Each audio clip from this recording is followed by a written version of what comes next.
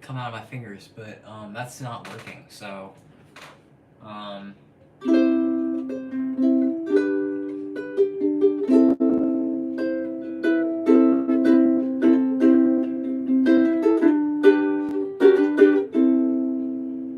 fuck.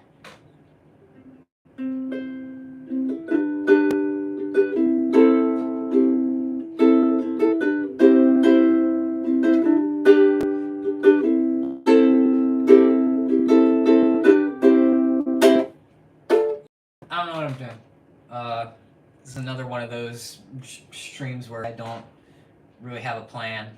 Um, just kind of gonna rock out with my cock out this whole time. I got time on my hands like a motherfucker right now, and I'm trying to use that time to write songs, cause I kind of want to put a record out. But my art block is a hard thing to accomplish to overcome, and I'm not good at overcoming it, which is why a lot of my songs are written very in the spur of the moment, very last minute. So, I mean, not last minute. Like, I don't really have a deadline for any of the songs I write. I usually try to put out once a month at the end of the month, but that's never really set in stone. I mean, I just put out 2 fucking albums in 2 months. So, songwriting kind of went out the window for 2 months for me. Now I'm trying to come up with material, and myself is not letting me fuck, come up with shit is what I was gonna say. So yeah, I have a progression that I really like right now that I'm trying to fucking record with now.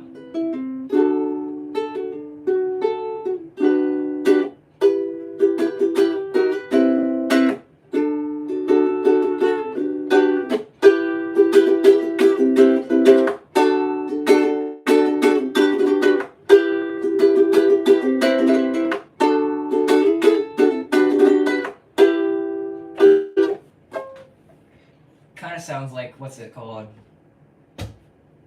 That one Coldplay song. You know the one. How's it go? No, it's not right. The dice, and fear in my enemy's eyes. Something like that. It's not exactly that. But I'm trying. I can't fucking... I'd love to see One Last Kiss by the Taxpayers. I'll check it out. I'll check it out when I get the chance.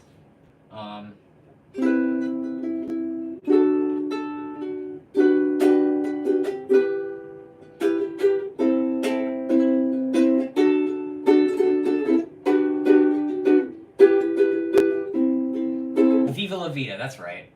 I couldn't remember the actual fucking title of it.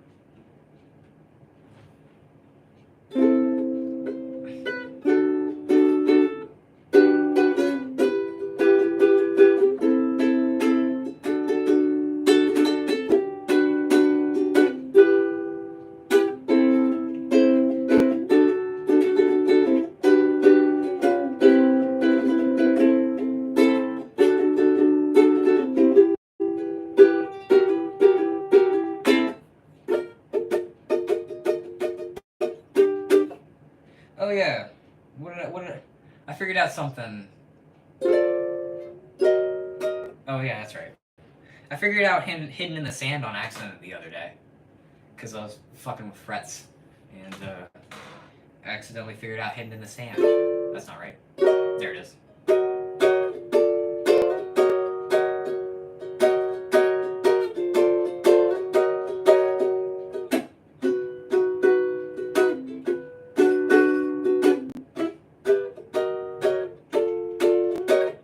Rusty, but you know, it's neat. I fucking hate that song. Not my favorite Tower Hall song. I wish there was a bit more to it. I feel like a lot of people have that sentiment when it comes to Hidden in the Sand, but it's It's an alright song. I don't like it, but you know, I have a hard time singing it. It's in a key that I don't like to sing in. I found you hidden in the sand, and you found a little band. You thought I could fall in love with it, hadn't gone as I planned. I don't remember the rest. It's not one I keep to memory.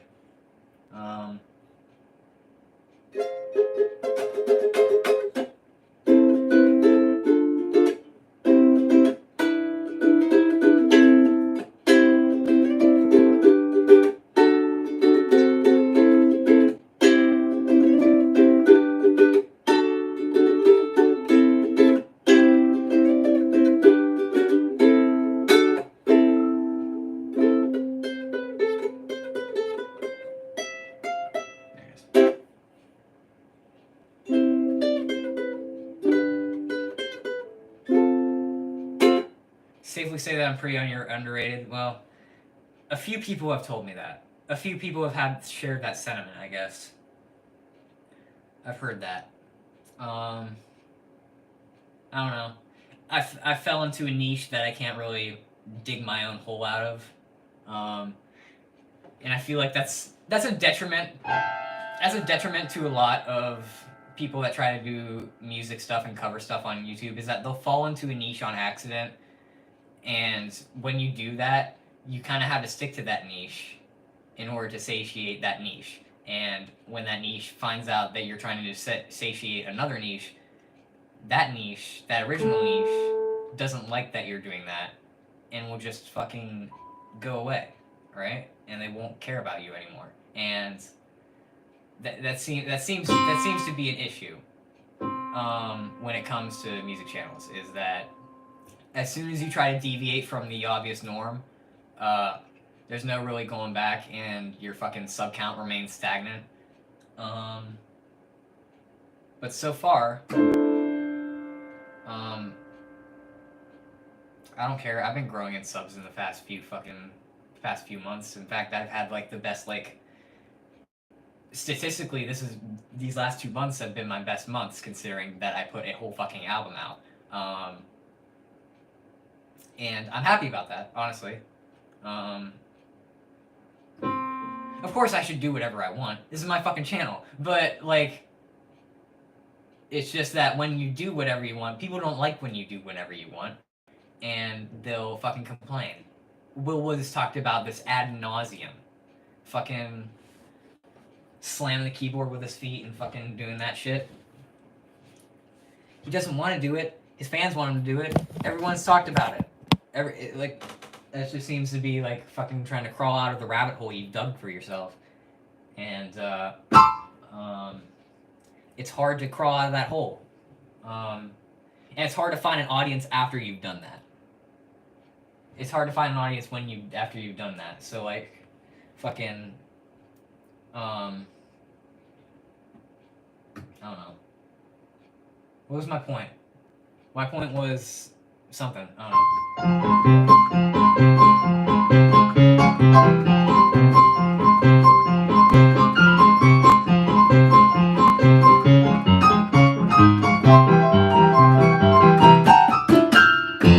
I've covered that song too many times live, and I need to quit.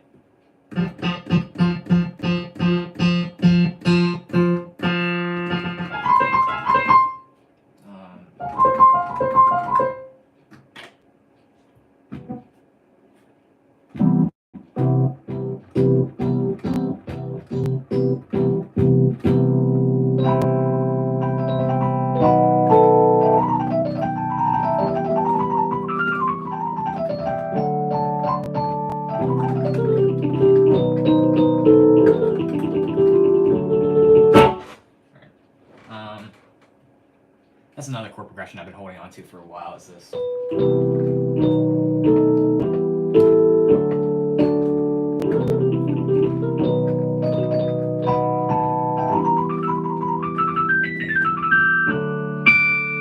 Ow, fucking my ears.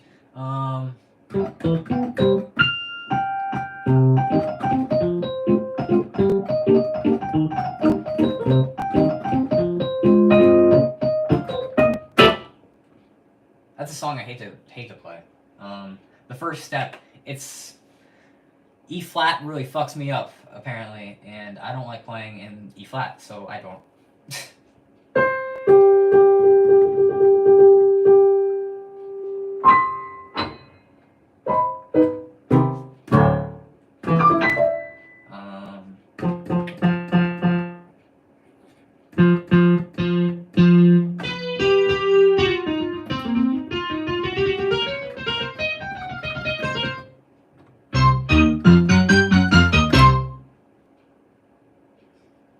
It sounds like some fucking 80s disco, man.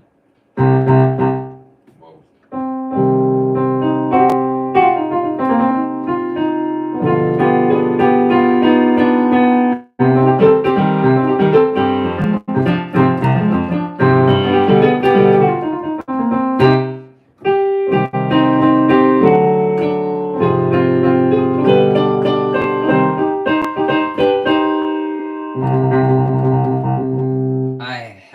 Attention to chat for the few. That's my issue when it comes to streaming, is I'm not good. I'm not good at it, and I will not pay attention to chat when I should be paying attention to chat, which may be why people don't like watching my streams, because the fucking album commentary stream. The album commentary stream was just supposed to be me shooting the shit about the album. I really wasn't streaming to like talk to people. I was really streaming about talking about the album. I didn't really want to fucking converse with people while trying to explain why the fuck I did whatever the fuck I did on that album. And yeah, people didn't like that. And I understand why. But I don't know. I should actually, like, play something. Here's a song. I don't do a lot. And for no reason in particular. I don't know, actually, why I don't play the song. Nope.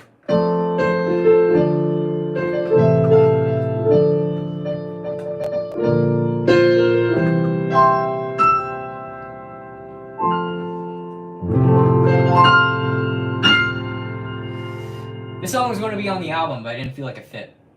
Ooh, I wanna be the picture on the postcard, pulling pictures in the backyard by the garden we tend. Ooh, I wanna be where that cricket chirp from me frogs that fractal at my feet by the dirt road dead end. The matches burn like candles, no locks on the door. We'll blow the seas off dandelions, wish for nothing more.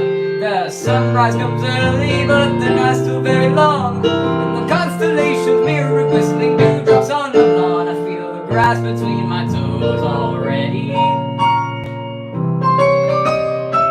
I wanna be in that place I can call a place to get away from it all.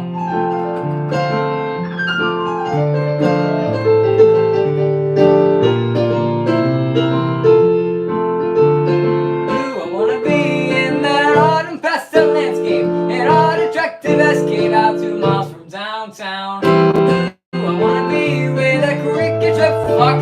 There's always empties underneath the streets where up is down. There we go. The television's broken, where the campfire's smoking. And we're hopeful for tomorrow, cause we know we had today. Yeah, laughing and we're joking with no criticism smoking. If the bats come out and drown the town, we'll still go out and play. I can feel the hands to hold already. Ooh, I wanna be in that place I can call the place to get away from it all.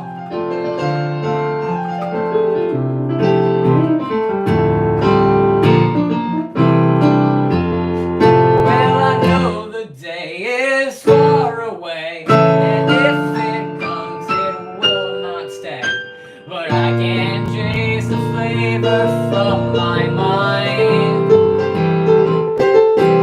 Well, this is my life, so try to dream. It's not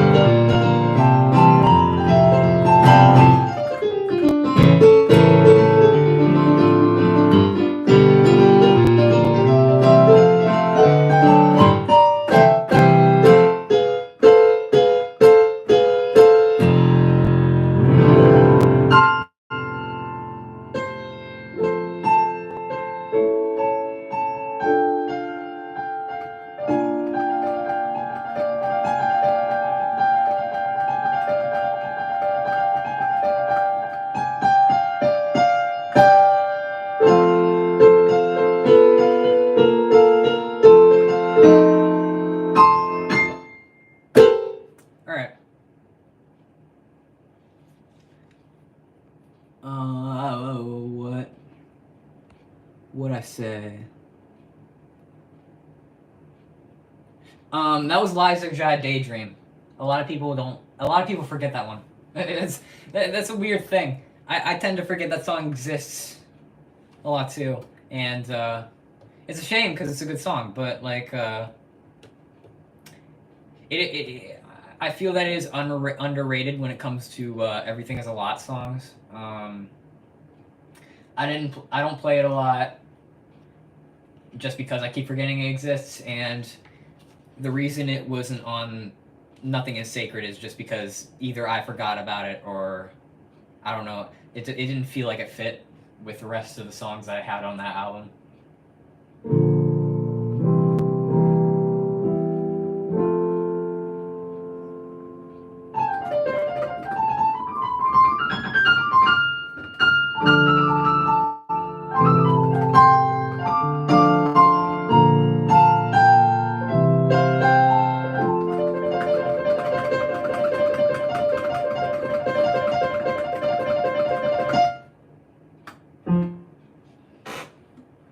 Oh shit, let me see.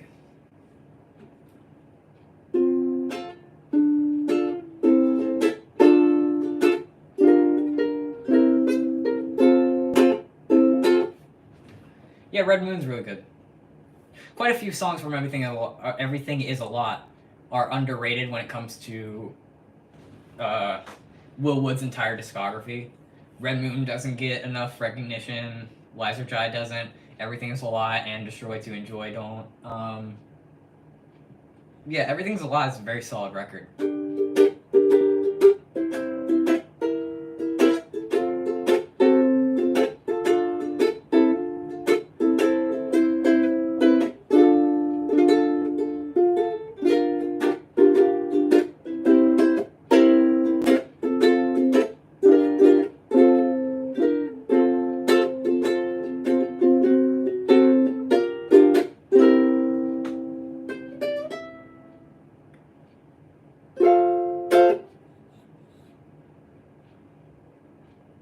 It is because the reason it's hard to pick from Everything Is a Lot is because Everything Is a Lot is not a cohesive album at all.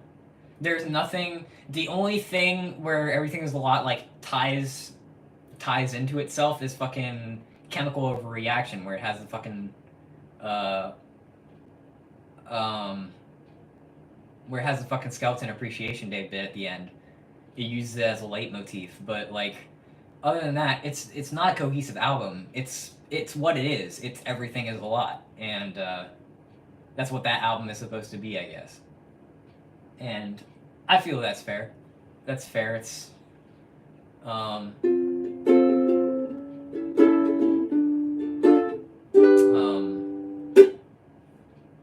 yeah, it's probably why he titled it Everything Is a Lot, because there's no real like focus in the album. The normal album has a focus.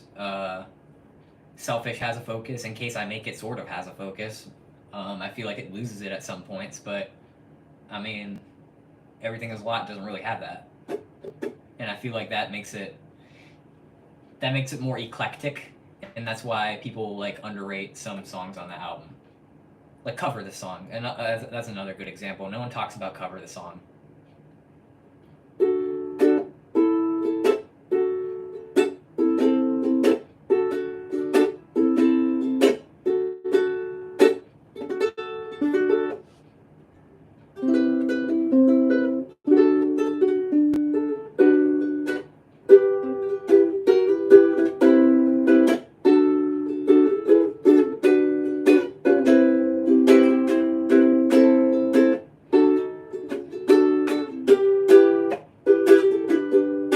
Second Sightseer is good. It's alright.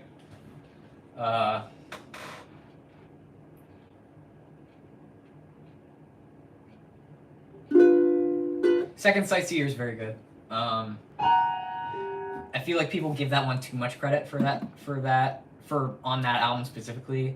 People overrate that one. But it's alright. Definitely just another like Will Wood going fucking crazy on the piano song. That's all it is. I mean, it's still good. I don't have any problems with it. One thing I do hate about the way Will Wood like mixes his stuff is that he always silences the bass. The bass is very quiet, and I really hate that because on Second Sightseer, uh, the bass fucking slaps. All right, there's some fucking nice fucking slap bass on Second Sightseer. You just don't hear it because the fucking piano is too fucking loud. Uh, it's just a shame that he fucking always mixes the bass too low. 2012 is another one that has fucking great bass, and no one fucking hears it because the fucking bass is mixed so bad. 2012 is really good. I don't like playing it, but it's a good song. I like the borderline funk jazz stuff that Will does, and that 2012 kind of is borderline funk. I mean, that's what it is.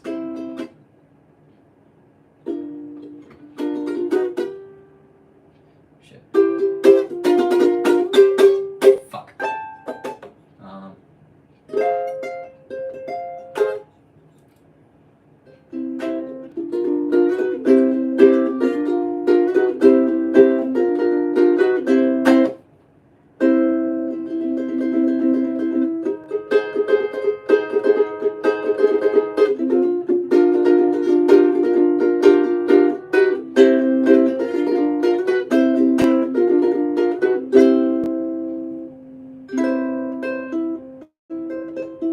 Aikido, Neurotic Erotic is so good.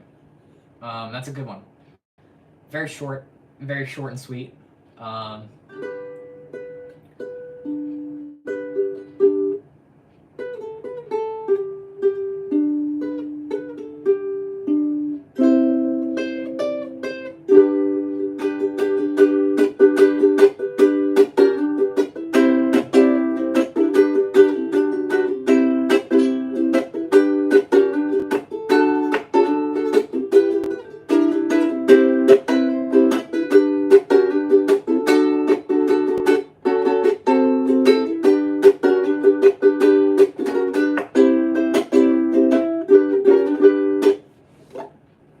yeah, that's a good one.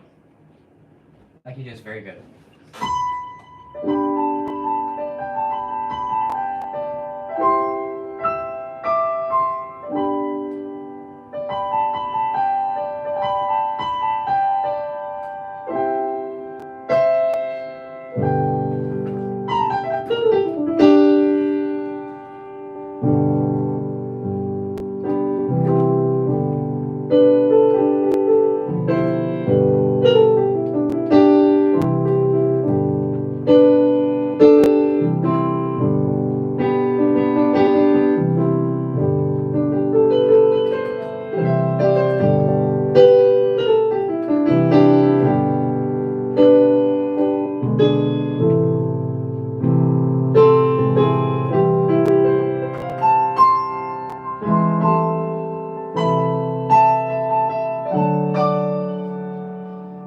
Another song I wanted to include on Nothing Is Sacred is Sex, Drugs, and Rock and Roll.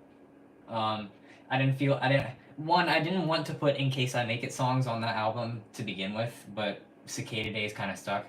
Um, I didn't want to include In Case I Make It because that's post Dr. Sunshine, I guess. And I didn't want to. Also, I was producing the album before In Case I Make It came out, so. I mean, you know. Love Me Normally, here's the thing. Love Me Normally is, I mean, it's an alright song. The issue is, what the fuck? My dogs are freaking out. My dogs are freaking out right now. I'm not sure if that's being picked up on the mic. Okay. Love Me Normally, I had an idea to make a cover of that one, and then like fuck with the I was either gonna fuck with the monologue for that song, or just like not include it at all, because while the monologue is good, it's a good monologue. I feel like it detracts from the song quite a bit. Um, uh, so I was gonna think of like, I was gonna put if I was gonna put that on like Nothing Is Sacred, I was gonna make like I was just gonna make fucking jokes the entire time during like the monologue bit, or I was gonna just not include it because I felt like it detracted from the song. Um, but yeah, I could do a cover of Love Me Normally. I don't know.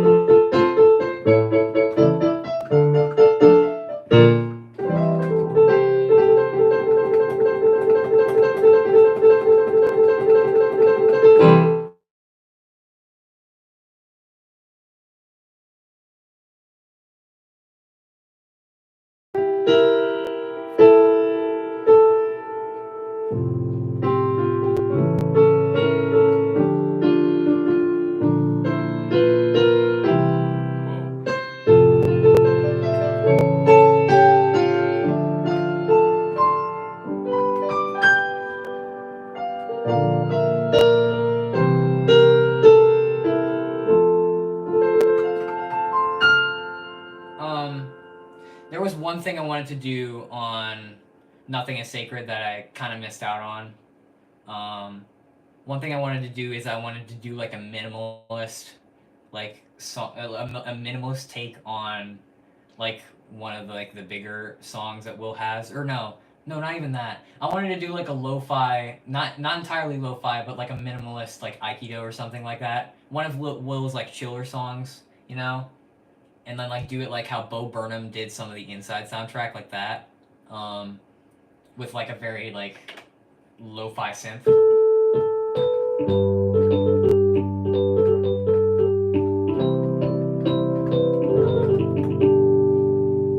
Something like that. I didn't know how I was gonna do it for Aikido. I kind of wanted to do it for Cover the Song too.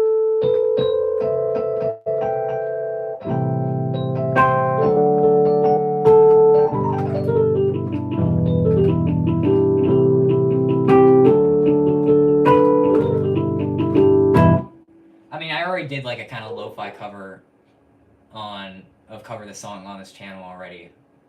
Or it's not really lo-fi. It's just me fucking with a synth. But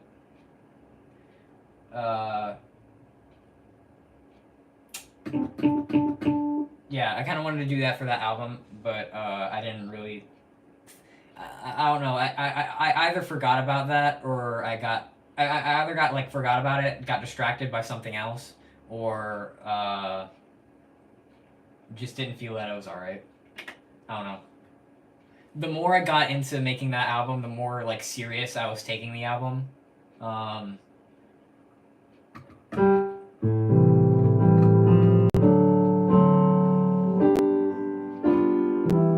Because that one, I uploaded that thing where it was like, where it was an interlude of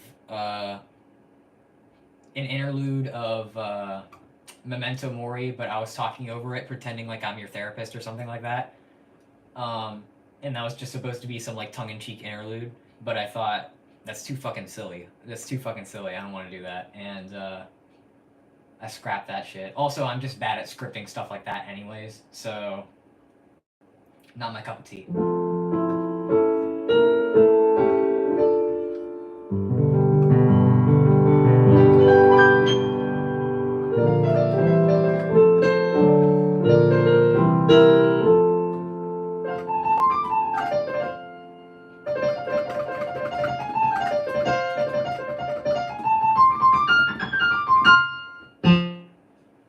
So yeah.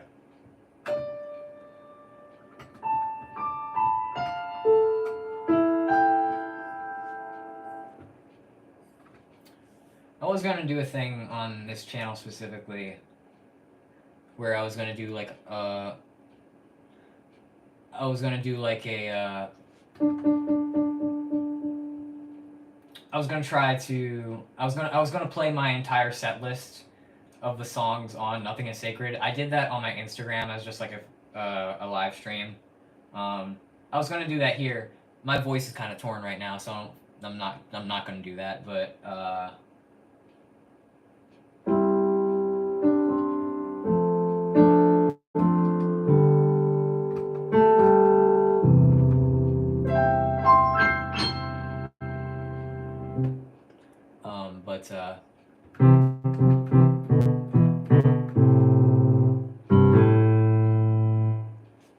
remember that fucking song?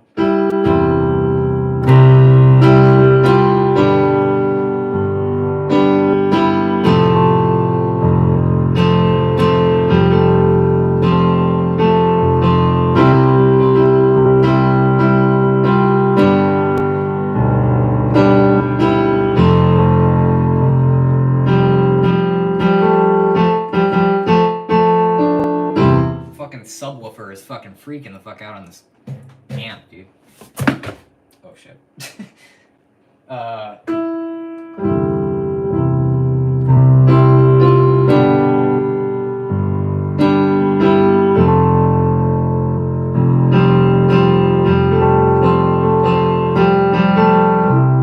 fucking hate that song.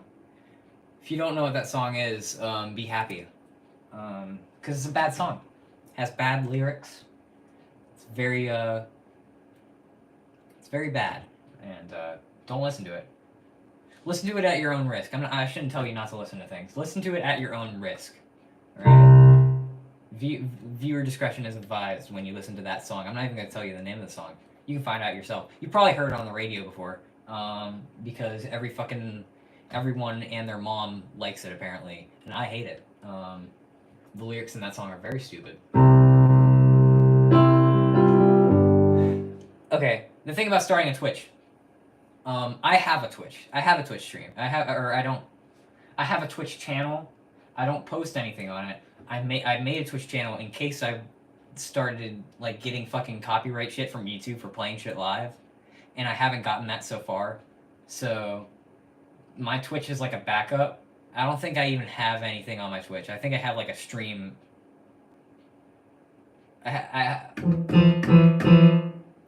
Yeah, I do. There's nothing posted on there. If anything, there's probably like a test stream where I was fucking with OBS a while ago. There's nothing on there, and one, it's hard to get people to like migrate from YouTube to Twitch. It's hard to get people to do that, especially with the way like how little of a platform I have, anyways. So that's kind of why I stream on here. More people pay attention to me here than they probably would on Twitch. I stream on Instagram sometimes, if you really care about watching me on a social media site.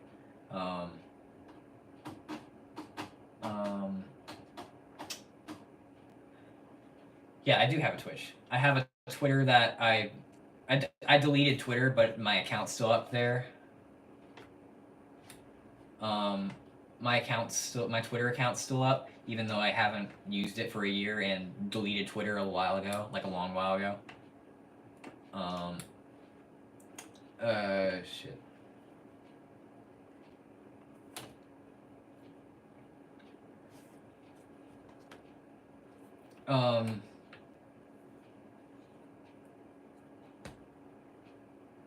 You don't have Insta, you don't need it. You don't need it. If you don't want it, you don't need it, you know? I post a lot when I'm about to do stuff there, like when I'm about to like record shit there, and that's really it. Like if you really want me on a social media site, you can find me on Instagram, but don't expect as much. I mostly shit post. It's mostly shit posts on my fucking account, anyways. Either shit posts or me like having fucking angry rants at shit, because I have a lot of those. I have a lot of issues with a lot of things, and I like to fucking talk about it somewhere. Why not Instagram? It's probably not a healthy thing to do, but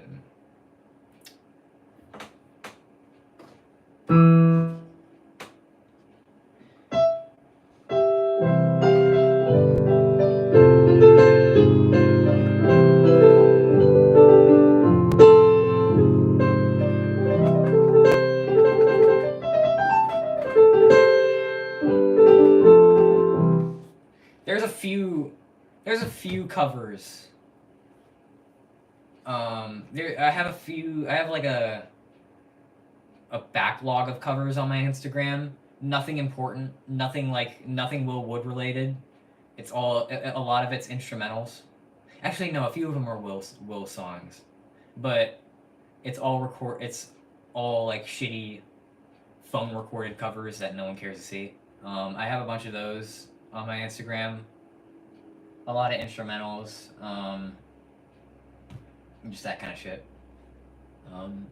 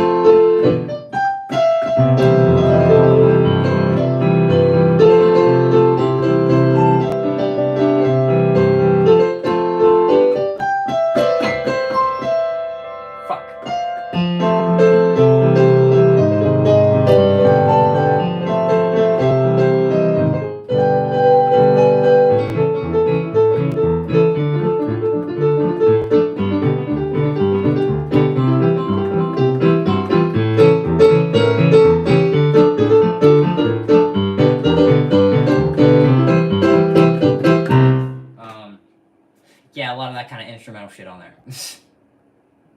um, fuck. This camera is tilted. Oh no. It caught my bad side, guys.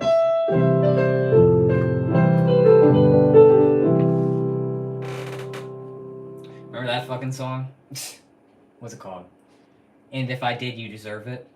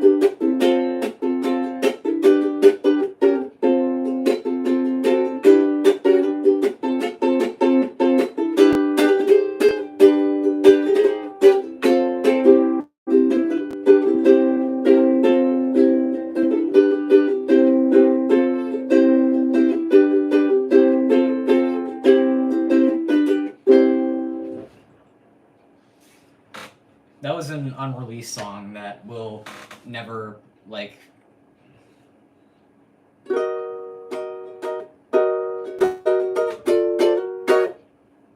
Sure, go ahead, do it. I don't give a shit. Discord is a weird thing. I don't like it. Discord scares me. Discord is a very intimidating thing. And I'm not sure if I should do a Discord for this channel. I was debating it. I was debating whether or not to do a Discord for this fucking channel, but Discord is very scary. It's very intimidating, and the only time I used Discord was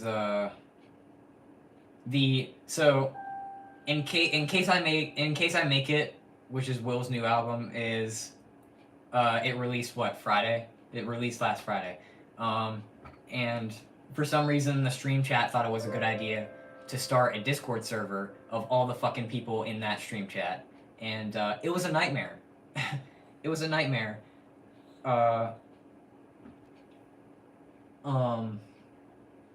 and of course my dumbass joined it, and I fell into this fucking cesspool of a Discord server, and it was very awkward.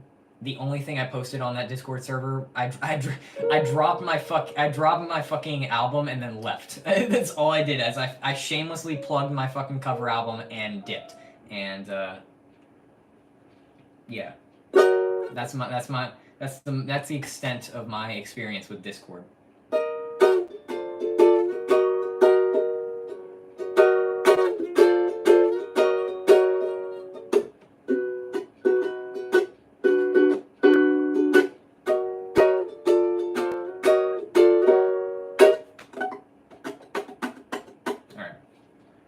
I'll play some shit.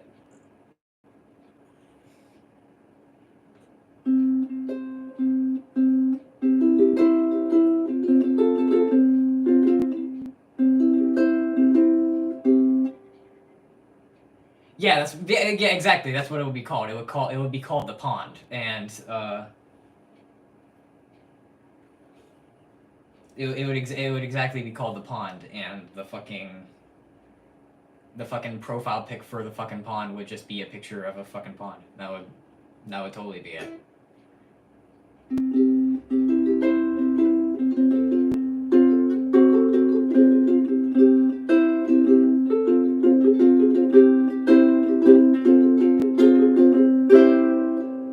Alright, I'll play some Will's newer shit. See if I remember any of the lyrics to him, because frankly I can't remember everything.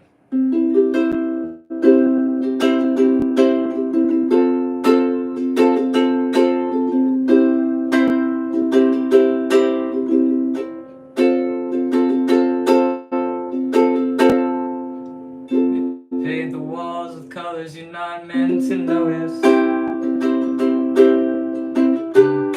Something off whites and grayscales, fluorescent lights to shine on the eggshell ground. Now you're lying face down, fade into the background of white noise.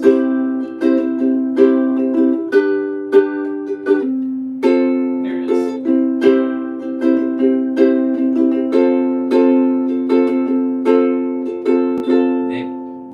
They fill the halls with tunes you can't get into your head.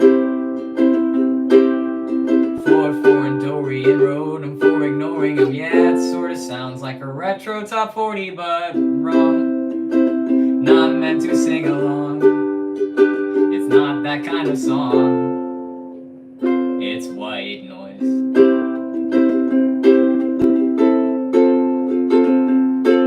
But if you listen closely, I swear to God, I swear, you can hear the ocean if you hold it up to your ear. Hear white noise. Listen close between the waves. White noise. Hear the ocean through your wake. White noise. The ocean through your wake. White noise. You can hear the ocean between the waves. Something like that.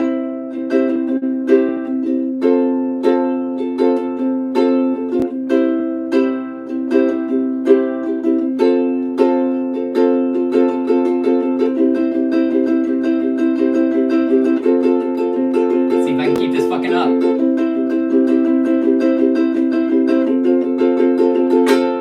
It's high fidelity, loss of this quality. MP3, 1, 2, 3, 4, 5, a fallacy. It's polyphonic, the new philharmonic with the Juilliard doctrine on life in the metropolitan. It's theoretically dense, it's impressive. It's microtonal and it challenges Western notions of art. It's most avant-garde. It's going places cause it comes from the heart, and its personality, a lack of identity, makes no statement but does to what about me. It's an aesthetic, I mean an anesthetic, and it's an experience for your seventh sense. Yes, does it cure cancer? Yes, it cures cancer. So just to tell you the answer, do you believe in the power of silence? Well, if you walk the walk, can you talk more? Shush, quiet.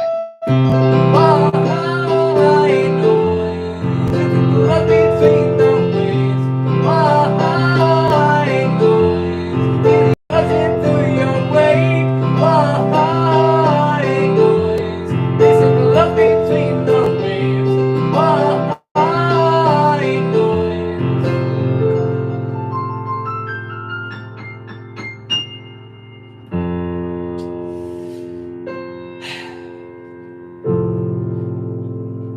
Shit. You fill your head with thoughts you find you can't even feel. Try to make room in your skull, but it's full of them. All the things that you think, and then you start thinking about thinking. I know it's hard. They're not who you are. They're white noise.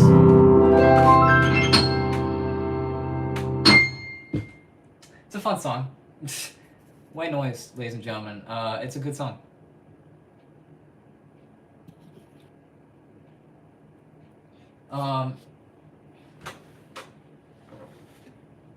Fuck.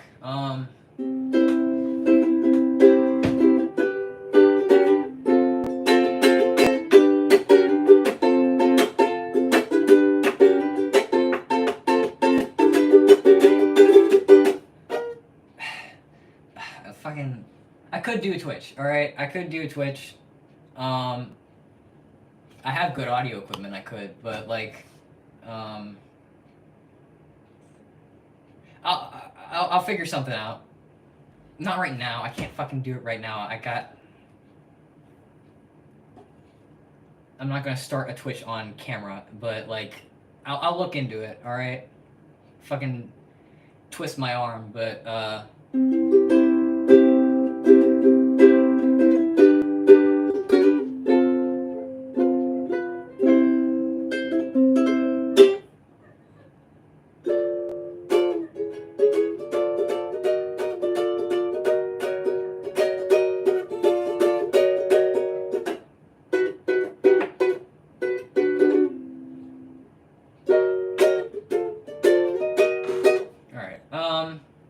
I'll look into a Twitch. I'll figure it out. How long have I been playing? I get this question a lot. Piano? I don't know, what, 2.5 years now, I think? No, exactly 2 years.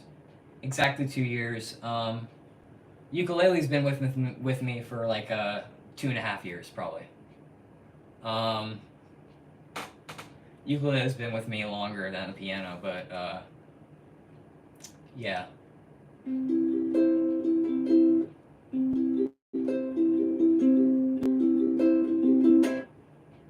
That seems to be an issue with a lot of people, is that people give up on piano very early into it. And I have experienced things like that when I started. You feel like you want to give up, but I don't really. Your fingers are too tiny. Fuck you. My hands are fucking small. I have very small hands, man. I mean, listen.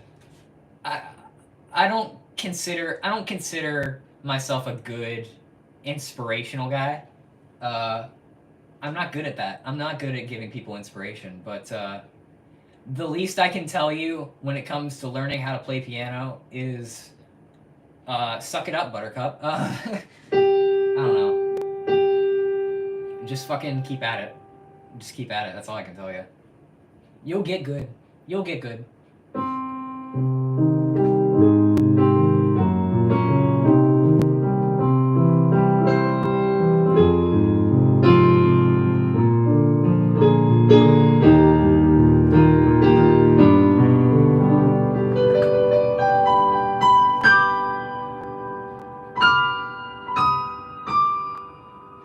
was the first song I learned on piano, was Cotard Solution.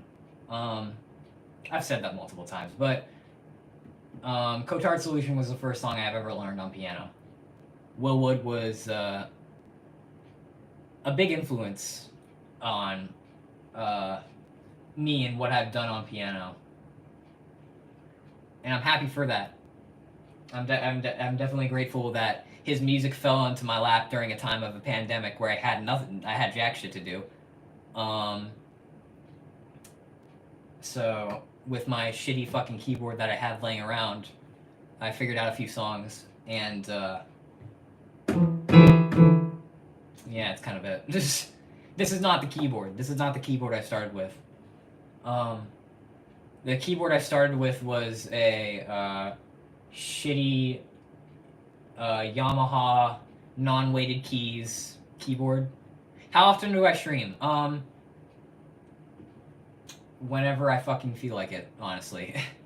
Half the time, when it comes to streams like this on mobile, I usually don't save the streams. I don't save the VODs, mostly because I have to keep my fucking phone only on YouTube for it to upload, and fucking uploading hour-long shit takes a lot of time. And do I take song requests? Depends on the song. Really depends on the song.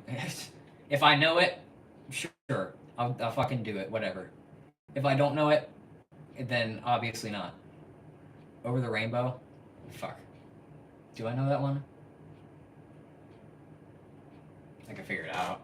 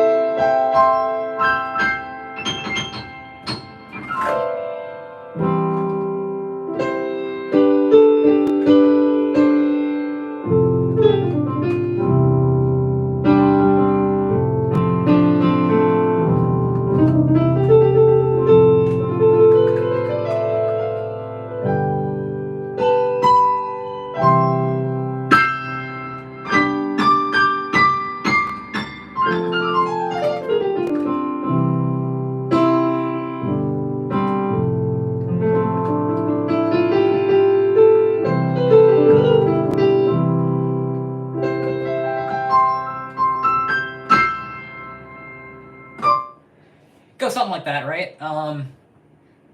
Okay, you recommended sheet music.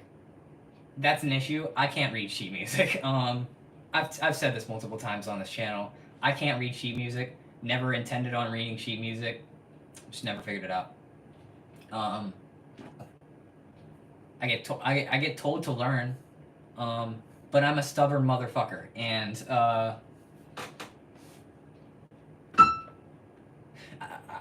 there's a difference between stubborn and lazy. And I think I fall into both of them.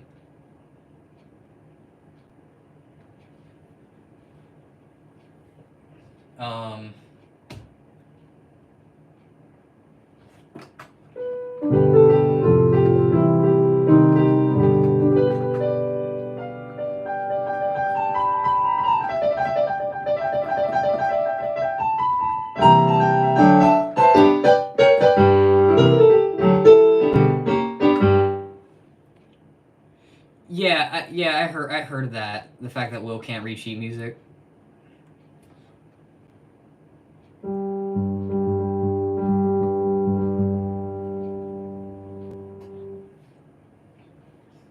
I've heard that he can't read sheet music. There's a few interviews where he says that. But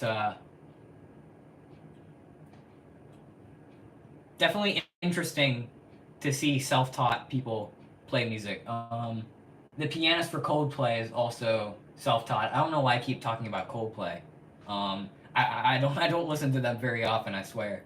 But I mean, it's not like I can't. It's not like I can't. I mean, Coldplay is they're a fine band. Not my cup of tea, but they sound alright, right? Yeah.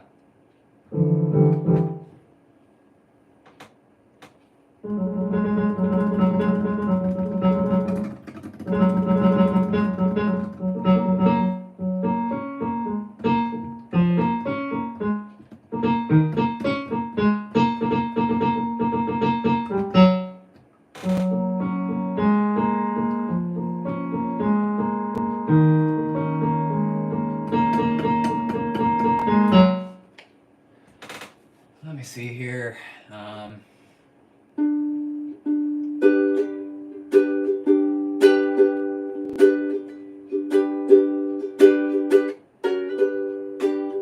How's that one song go off in case I make it? I keep forgetting. Hold on, let me look up the lyrics to this shit, because I'm gonna forget them.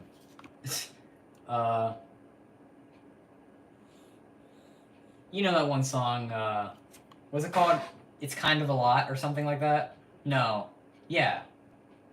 Right? It's Kind of a Lot. It's off of Will's newest album, and, Suburbia is one of the first covers I fucking put on this channel. I do know how to play Suburbia. I don't play it often. I used to play it very often. I don't anymore.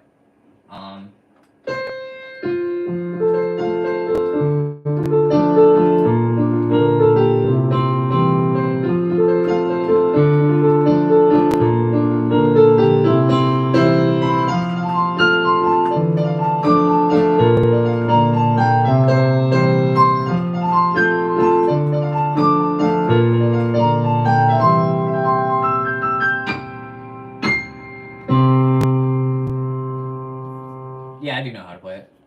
All the way through. All the way through. Yeah, one of the first fucking videos on my one of the first videos on my channel was Suburbia and Front Street. And yeah, those songs are very fun.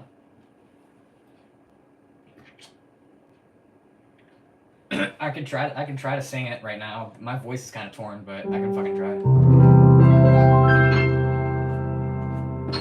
Fuck.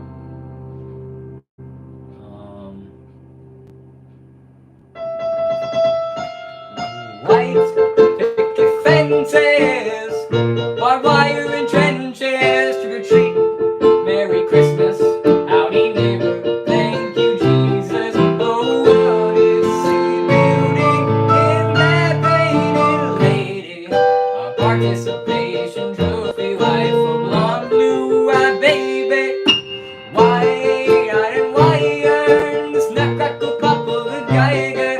We camouflage you once with lead like Brooks Brothers. You elbow the jukebox and say nothing, cover and breed out. Iron ciphers, feet on white and Pfizer. It all looks like survival. Oh, bye-bye now or die Suburbia. Oh, fucking Jesus, I can't do that. Where you belong.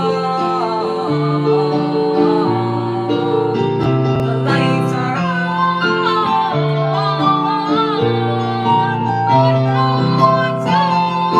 so welcome home. I keep forgetting that you have to do falsetto for that one bit. Every time it fucking trips me up. How's that go? No one's a buzz, so welcome home. Da, da, da, da. Okay, Myers-Briggs.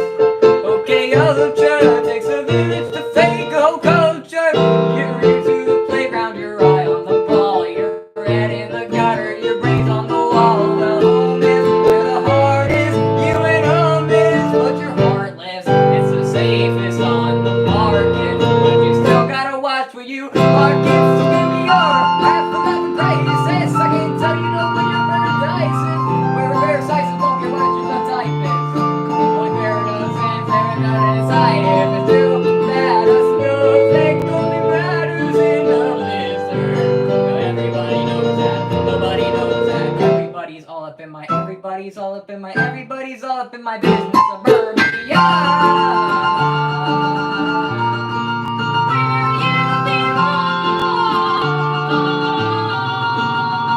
The lights are on.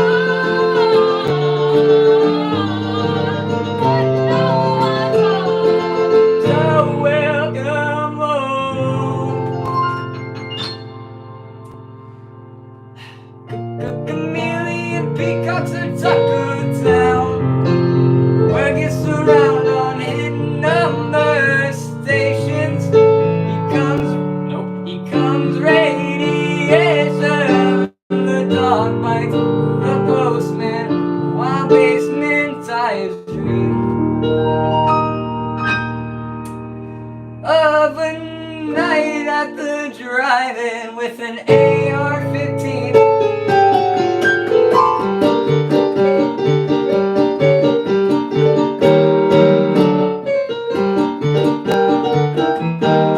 I got my eyeballs in the bumper, we fucked on a bit of nails. I got Cougar from your sister inside Lammy Bill. Saw those screaming teenage sleepers on the 4th of July rail. Saw the way boys can smoke the cliff, laughing up these pasta bills. It's only a culture, it's only culture, it's only culture.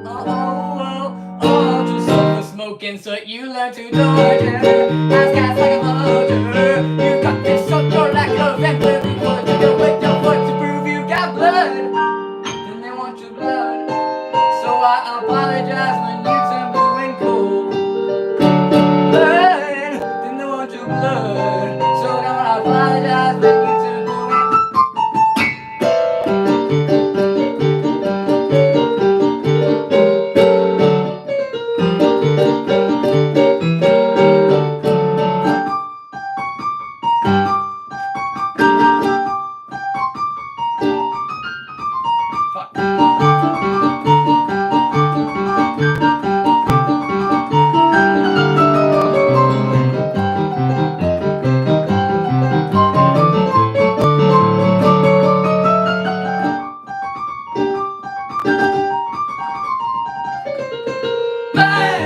It's only culture, it's only gold.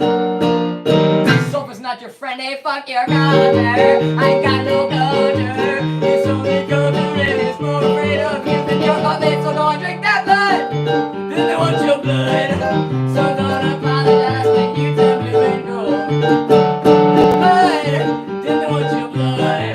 So don't apologize when you turn blue and gold.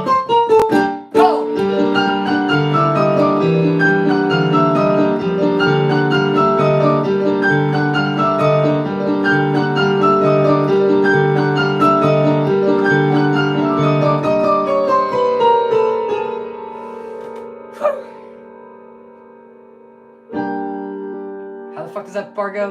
Something, something, something, something, something.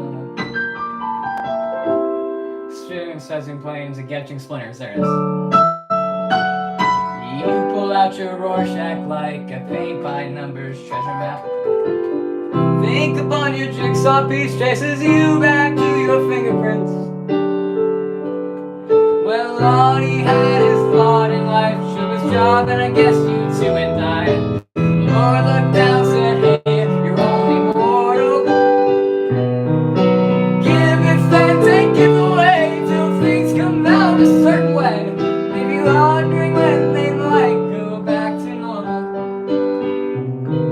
Leave you wondering why they can't have just been normal.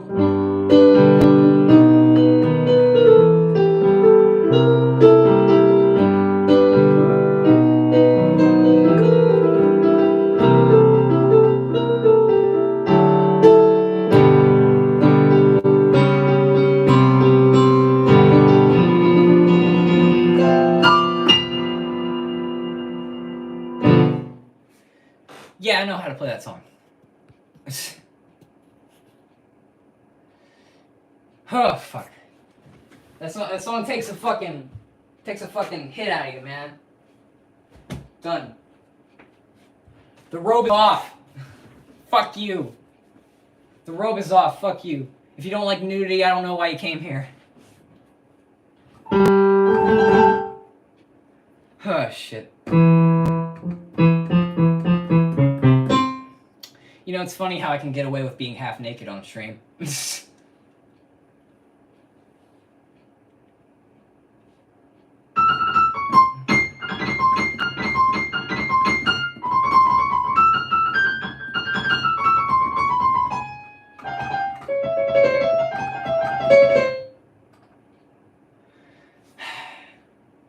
Black Box Warrior, go fuck yourself, alright?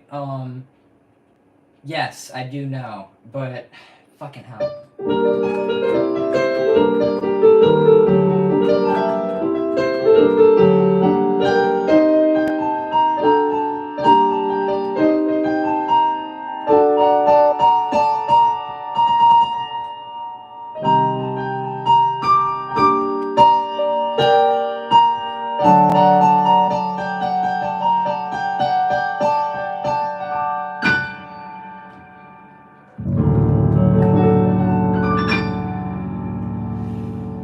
Oh, fuck.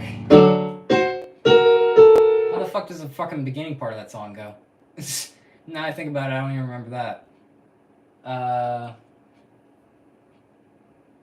Fuck. Hold on. Hold on, I'll get it. Don't tell me. Hold on, I'll get it. Shut up. Hold on, I'll get it.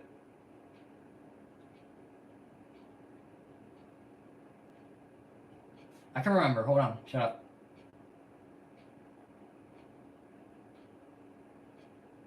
Hold on. I got it. Hold on.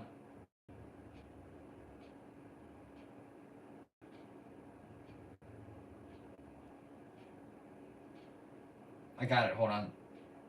Fuck. Whatever. Something.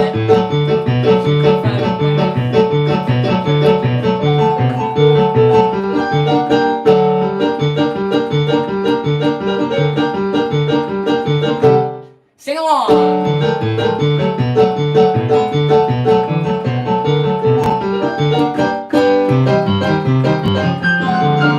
Oh, okay. He stripped himself from reason and kept on out master jacket, looked up from the finest flowers, festive fiberglass and flowers.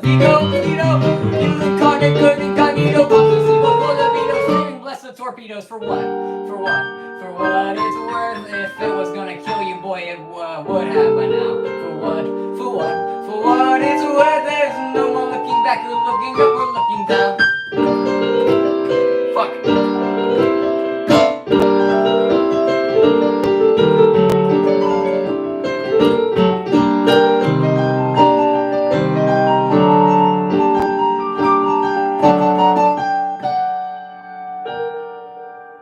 Right?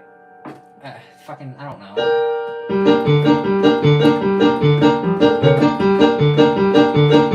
This song gives me a hard time with lyrics. I can't ever fucking remember.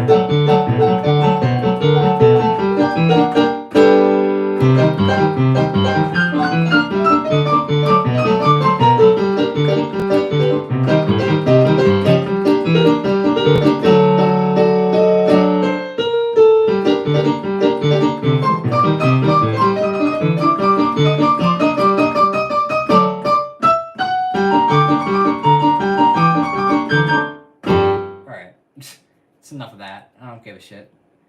The fucking song's hard, man. It's hard to remember the lyrics too. I forget that one a lot.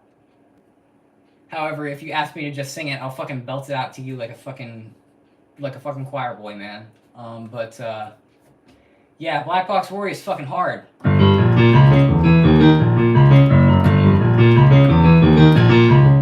Especially this part. If you're really trying to monologue over it.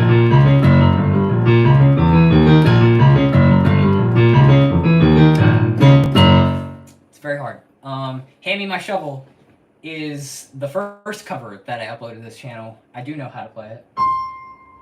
At least I don't think I've forgotten it.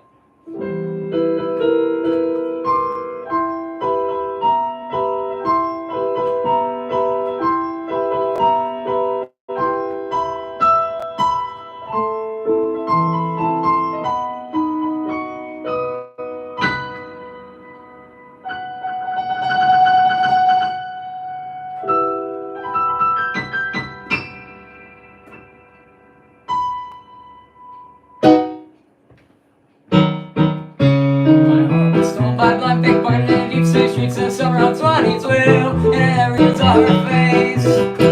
My dreams are shattered like a stained glass window. Jesus and beast, I'm leaving through the brick right through. If I'm never gonna be saved. It just seems unlikely that it's me who was to blame. So I put my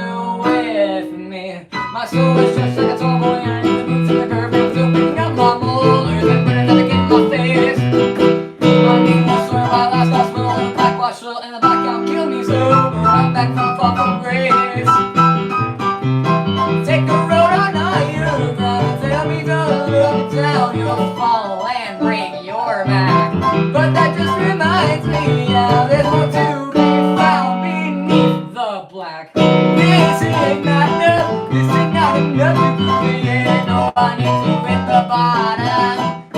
This is not enough. This is not enough to prove me in. No, I need to hit the bottom. Gotta get to the bottom of this. Gotta get to the bottom of this. Gotta get to the bottom of this. Take you with me.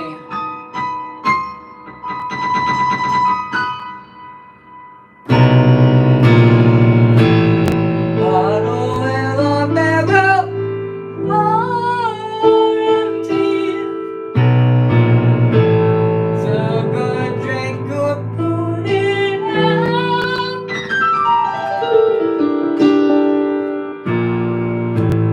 And too much is not enough. That's plenty. More if that came from around. Thinking up, we see the point of entry between where we are and we've been. Looking down, I can say, if it's hand me my shovel, I'm going in.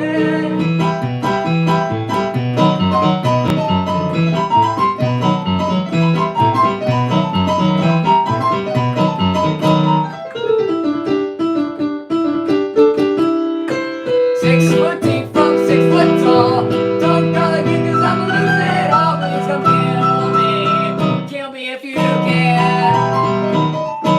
Something. Fuck it. Don't call it good 'cause I'ma lose it all. Please come kill me. Kill me if you can.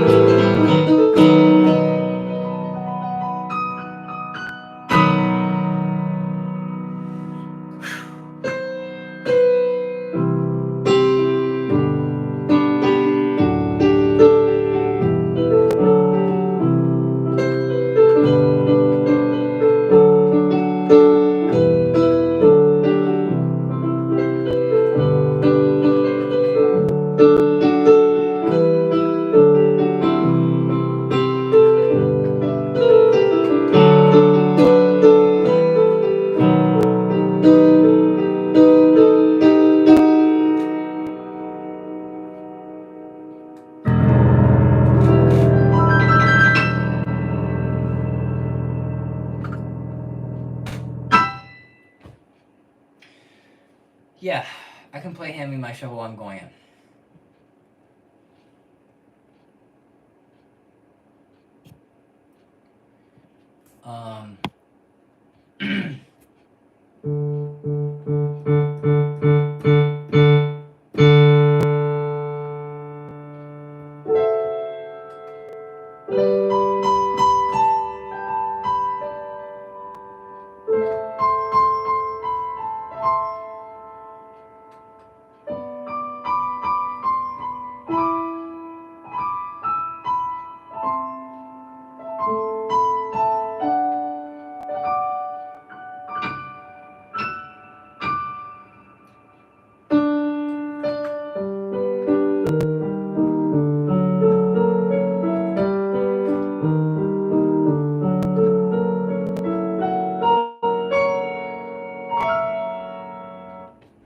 In case I make it, I don't know.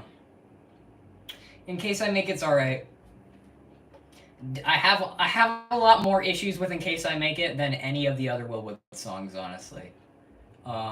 It's a good album, don't get me wrong, but I have a lot more issues than I thought I would, and especially compared to like the normal album. I don't know. It's an alright song. It's an alright album. There's definitely songs I dislike. Becoming the Last Names overstays its welcome by 2 minutes.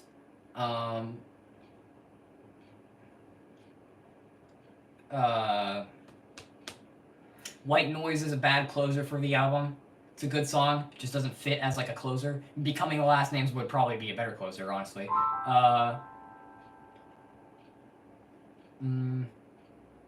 What else?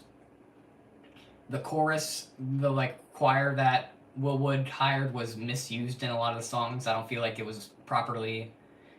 I don't feel like he used it in the right spots where it should have been. The main character is a jarring song, just in the sense that it goes on ones and threes instead of twos and fours, which is very weird considering how he used to play it. That's just my fucking bullshit music theory gripes about that song, but overall it's a fine song, I guess. Against the Kitchen Floor, I have a hard time even remembering it exists. Mostly because it sounds like a fucking Train song. And if you know who Train is, it sounds bad.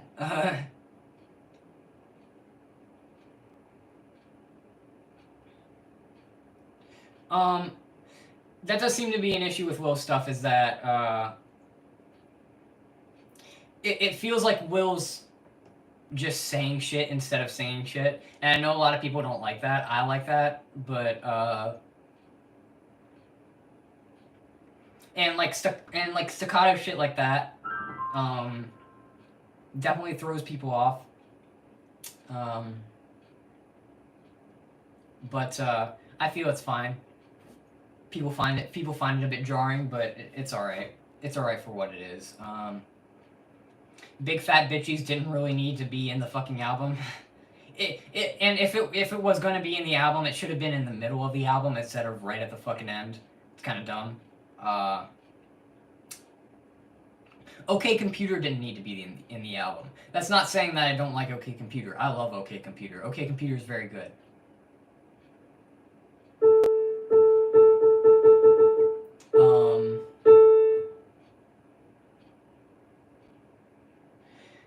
Or that's not what it's called. It's called You Like This. You Like This is very good. I just didn't feel that it should have been in the album. I just feel that it's too far. It's too out of left field for it to be in an album.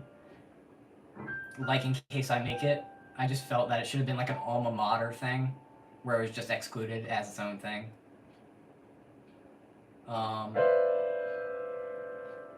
Willard's a weird song.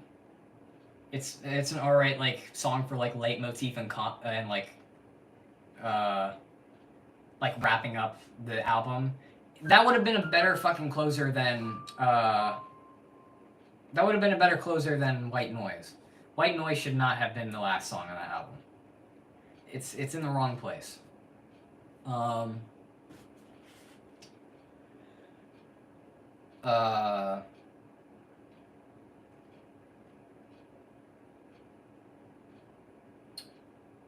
Other than that, I don't know. It's a fine album. Not my favorite. Not my favorite that Will Wood has put out. Definitely good. And that's not to say that I don't like the direction Will Wood's taking his music. That's not to say I don't like the way Will Wood's headed. I like his more personal stuff. I like it a lot more than his fucking old shit where he was just bashing his fucking head on a keyboard and seeing what stuck. He definitely his voice has definitely gotten better. His voice is definitely better on this album than it was in the normal album, by a great amount.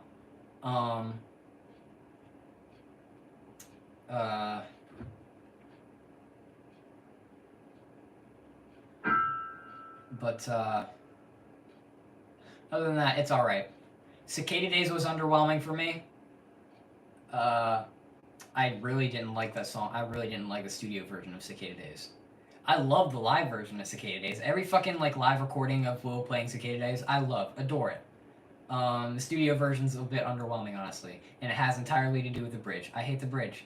I've said this multiple times on this channel. I hate the fucking bridge of Cicada Days.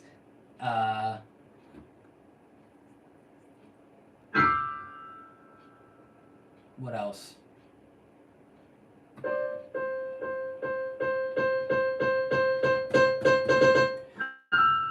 lot of the songs are in the same key and sound, and because a lot of the songs are in the same key on that album specifically, they all sound like they mesh into each other way too well.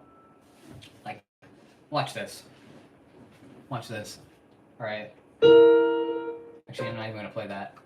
I'm just gonna play like chords very simply, and I want you to tell me which song this is. Just off of In Case I Make It.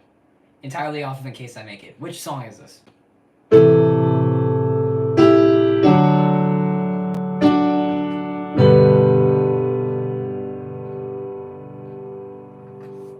Just that chord progression. Just that. Which song is that? Which song is that off of In Case I Make It? Just guess. Throw your hat in the ring.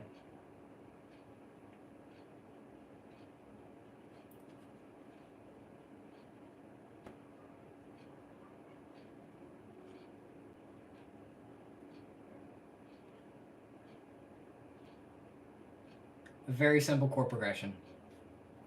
And it's used in almost half of the songs in Case I Make It. I don't know. Exactly. You don't know. Because it sounds like 3 songs. Sex, Drugs, and Rock and Roll.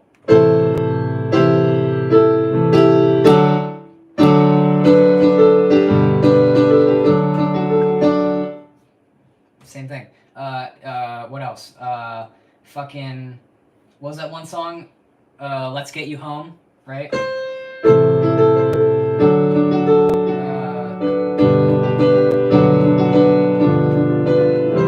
Same thing. Fucking... what was the one?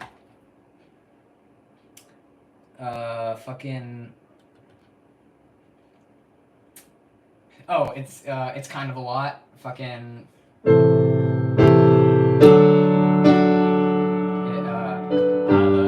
So much it scares me up. Dude, it's wrong fucking chords, but you get it. It's the same fucking thing. Half Decade Hangover? Yeah.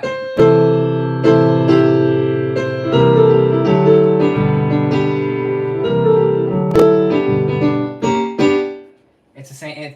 They all use it.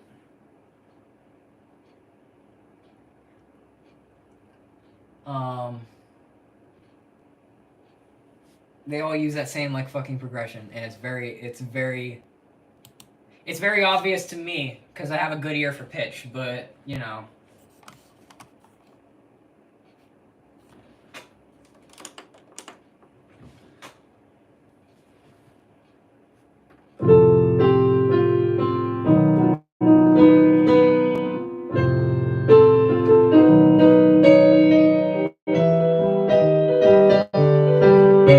That fucking bit too is used way too much in that fucking album.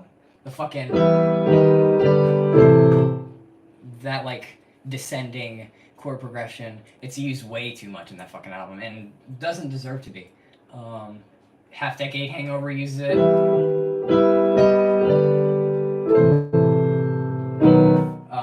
Fucking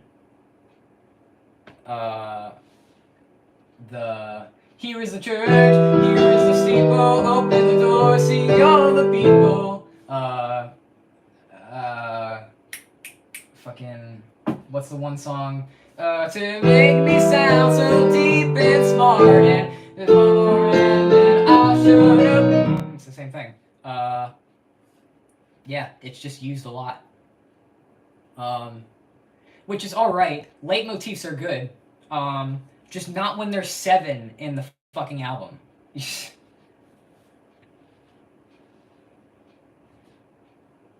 gets really jarring when I hear stuff like that. It kind of takes me out of the song, you know?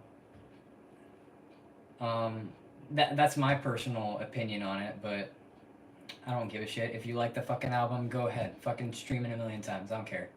Willwood needs more fucking recognition as it is. And, yeah. And it's probably best that we make In Case I Make It more heard than, like, fucking I, Me, Myself or Dr. Sunshine Is Dead. Because Will's trying to, like, reinvent himself, I guess, through this fucking new album. So I guess it's better to promote those songs other than fucking Selfish or something. Not saying that you shouldn't listen to Selfish. Selfish is a really good album, and so is the normal album. But you know, what the fuck am I talking about? Do whatever you want. I don't give a shit. Fuck you.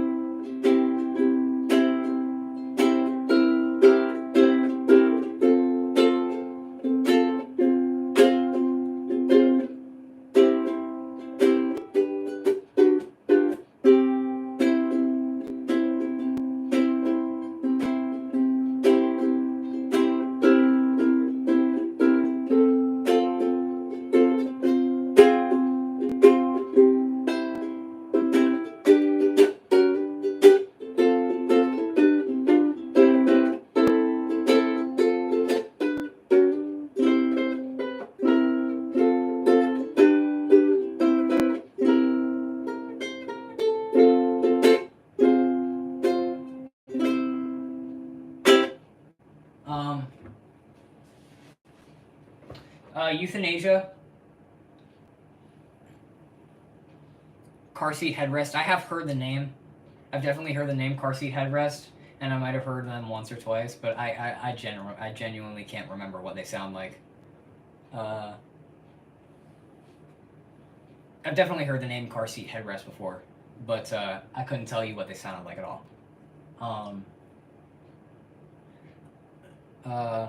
Euthanasia.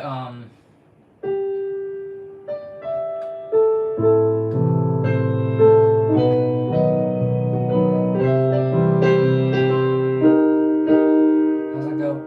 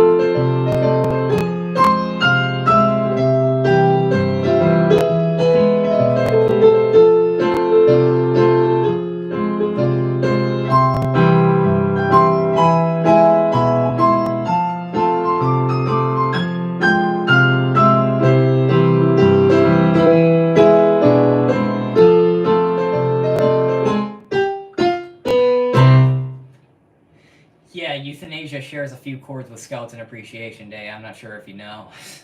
I mean, I did post a. Should I be paying for this? No, no, I don't deserve to be paid for. If you want to pay for shit, go see Willwood live, man. Uh, Definitely a better pianist, a better ukulele player. Actually, I'm not sure about that. No, whatever. I'm not gonna fucking compare myself to Willwood, but no, no, you shouldn't. No, you shouldn't. All my fucking music's free on SoundCloud if you give a shit about actually listening to them on a music streaming service. Uh, I don't know why you'd want to listen to it on SoundCloud. SoundCloud fucking sucks. SoundCloud's like the fucking Steam of streaming services. Anyone can put any fucking dumpster fire of fucking music they want on there. And I don't like using it, but it's the only way I'm gonna fucking put my shit on a streaming service right now without paying a distributor for a fucking ton of money. If you don't know, it costs money to put shit on Spotify, and it costs quite a bit of money to put shit on Spotify. You have to fucking license it through its distributor, and even then, it takes a long time to get shit on Spotify.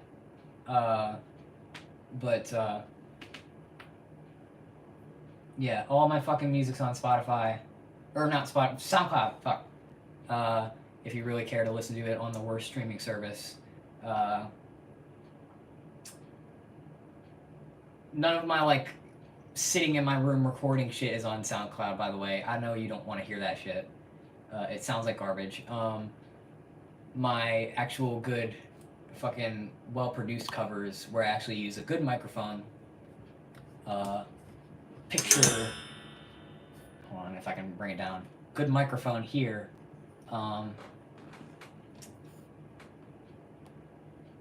Who even uses it? I don't fucking know. Apparently someone does. I have fucking 40 plays of my fucking album on SoundCloud. It's hilarious.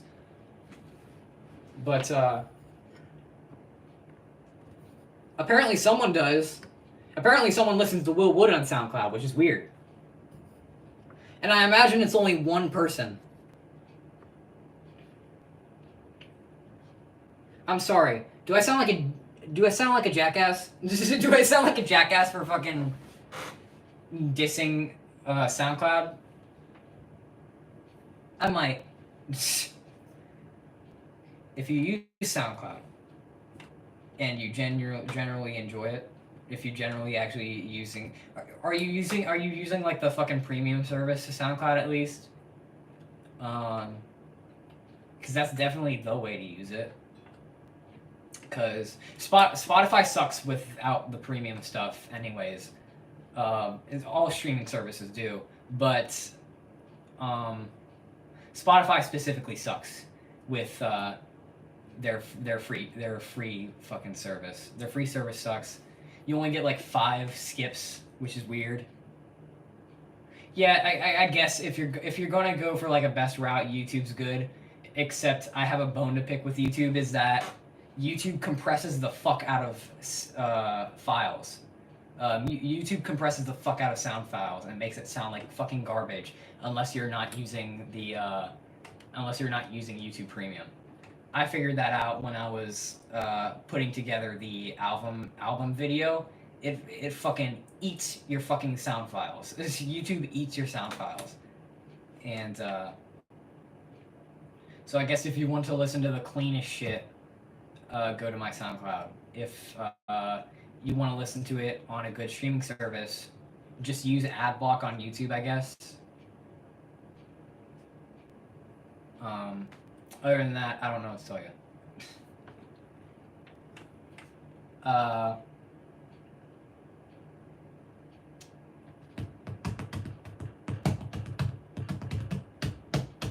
Hear my fucking chair rattling?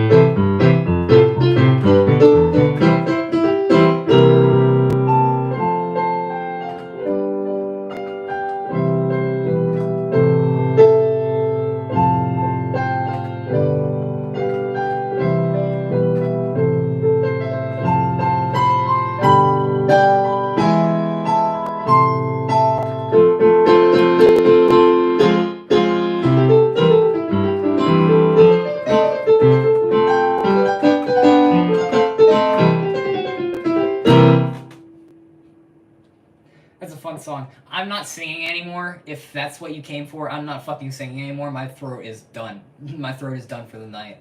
If you care to shoot the shit for another, like, I don't know, hour and a half, then fucking stay on, I guess. But,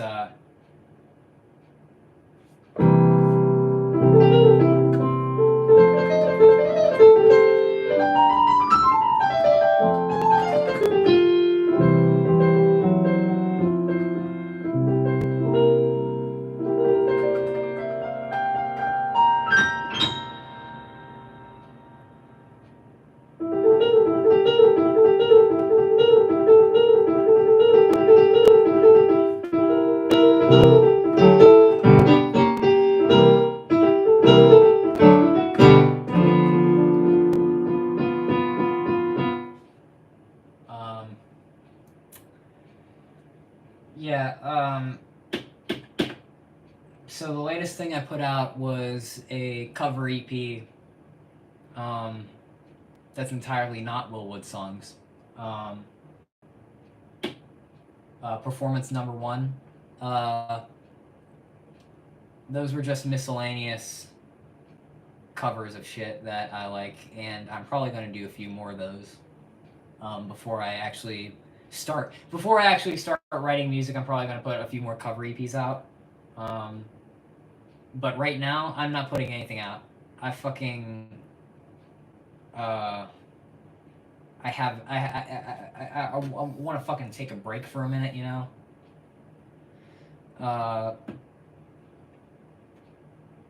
Fuck. What was I saying? Oh yeah. I'm taking a break from making music. I might do like a few like impromptu streams right here, where I'm just like fucking around on a keyboard or something. But I'm not fucking putting out music for like another like month and a half. I gotta get away from this, honestly.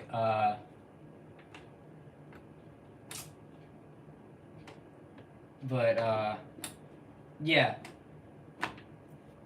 The next time you'll see me on the fucking rag, I'll probably have a big fucking gray beard, and I'll be telling the tales of the past few months, and you'll probably be sick of me. But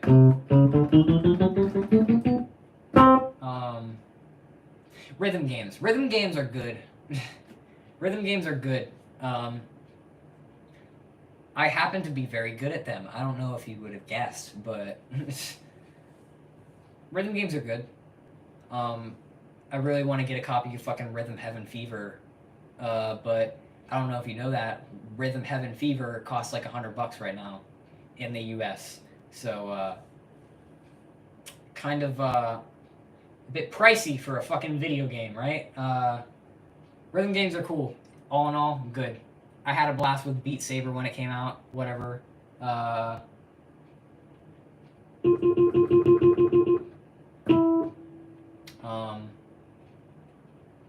Yeah, no. Rhythm games are good. They're good for their. When did you start composing? Depends on your definition of starting composing. I started writing my own music around like December of or November of last year, maybe. The first time I started like actually producing like professional recordings of music was a few months ago. And I like to think I've gotten better, but the proof is in the pudding. If you want to listen to it, it's on my channel, it's on my SoundCloud, whatever. Yeah, no, I only started a while ago, and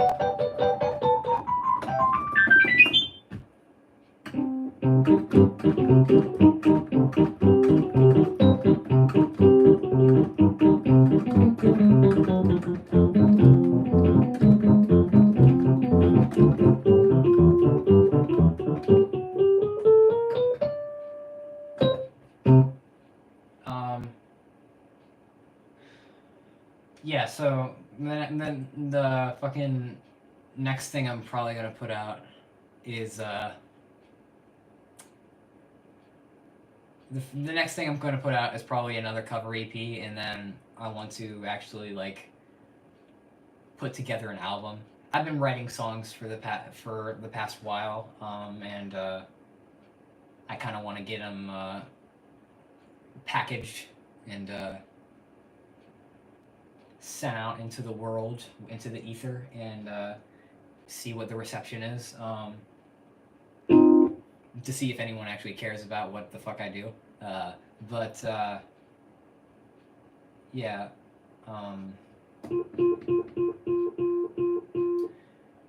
But not anytime soon will that be a thing. I'll probably start I'll probably start making an album of my own around, like, I don't know, fucking next year maybe. If I have enough songs to actually have an album by then. I'm currently writing stuff now. I'm supposed to be writing lyrics down because I have a fucking song that has been in the works for a while.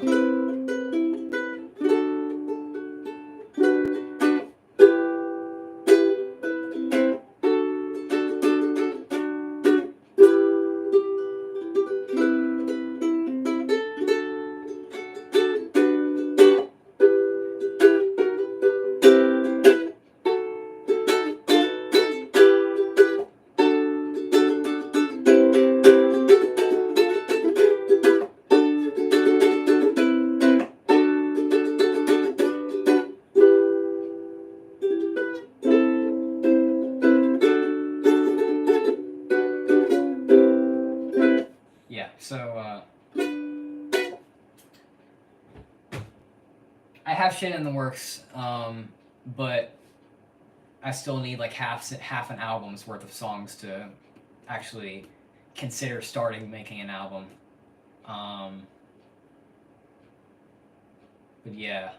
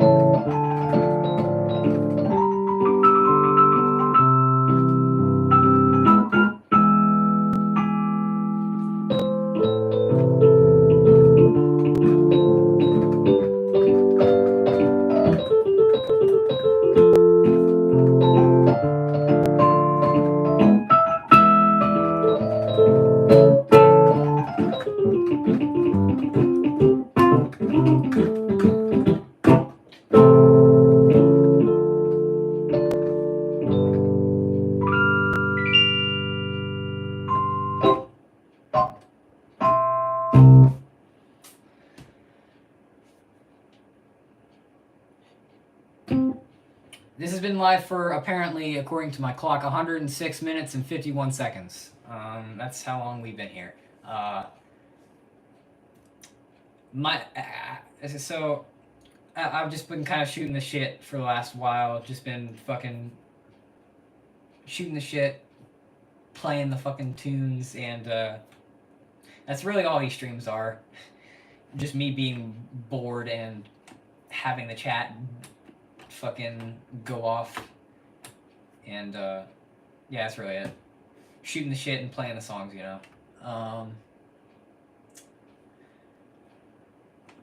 My throat is torn. Don't ask me to sing shit, please. But yeah, that's usually how these streams go. Very off the cuff, very loose. We like to get loosey goosey over here. Yeah, that's usually how it is.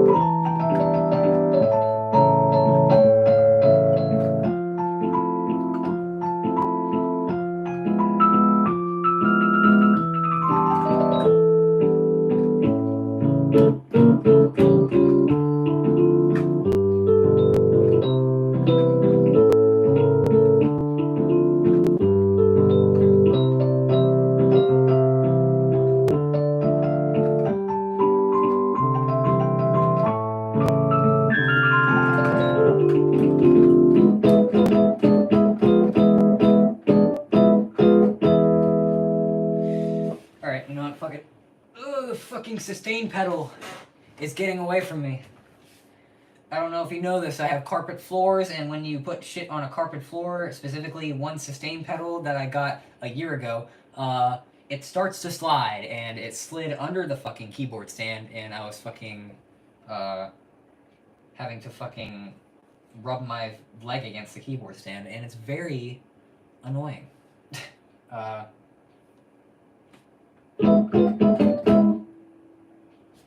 Having carpet floors are very good, especially when I record shit in here.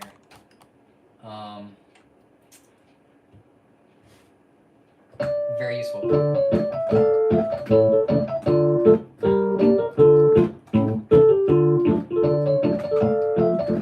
Fuck.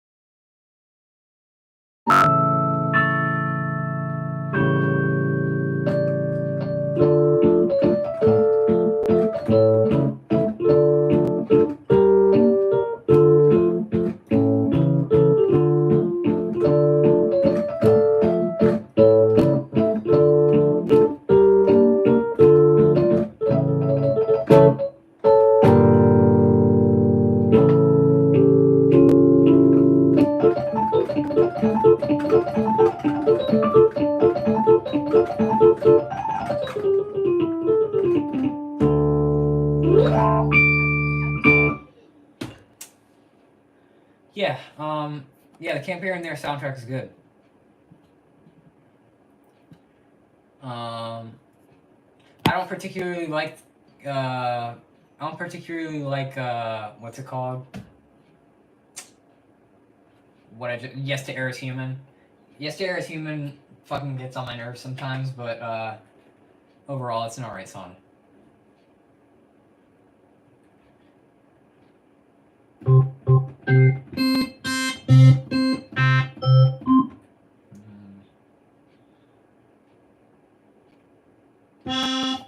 Most people know me for that cover anyways, is Yes to Air is Human. The fucking the cover where I used an accordion. The lyrics are stupid. The lyrics are dumb. I'm just gonna say that. The lyrics are stupid. I hate them. Some of them don't feel like they fit in the rhyme scheme. And I guess that's okay considering it's supposed to be like an imitation of Dark Cabaret. But I don't know. It just doesn't sit well with me as much as like I don't know Your Body, My Temple, Venetian Blind Man. The songs are good. Apparently, most people know me for my fucking Camp Here and There cover, or my Yes to Air is Human cover, considering that fucking video on this channel has 5,000 views, and none of my other videos are even fucking close to that. So, yay me, I made something that I didn't like that other people liked. And that cover was made because I didn't know how to play the original, so I just played it in 3-time instead of 4-time, just because I didn't know how to play the original. Now I was figuring it out through that, so I guess yay me for progress, but definitely not the most proud of that one. Not my favorite.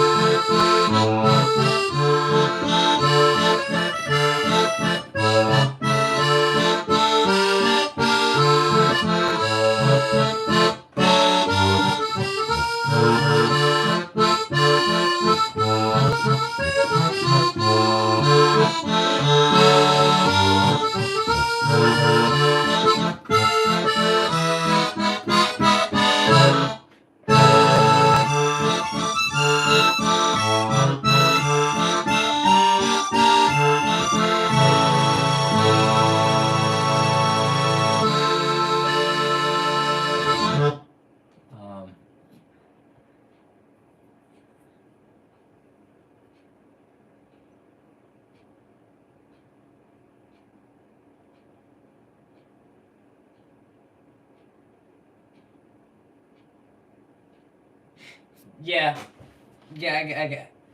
I guess I would explain the way that song sounds.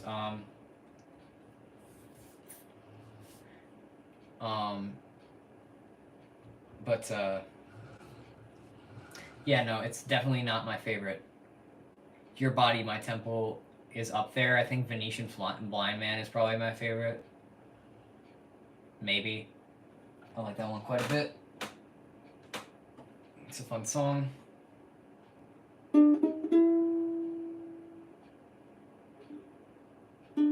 How the fuck did I do that?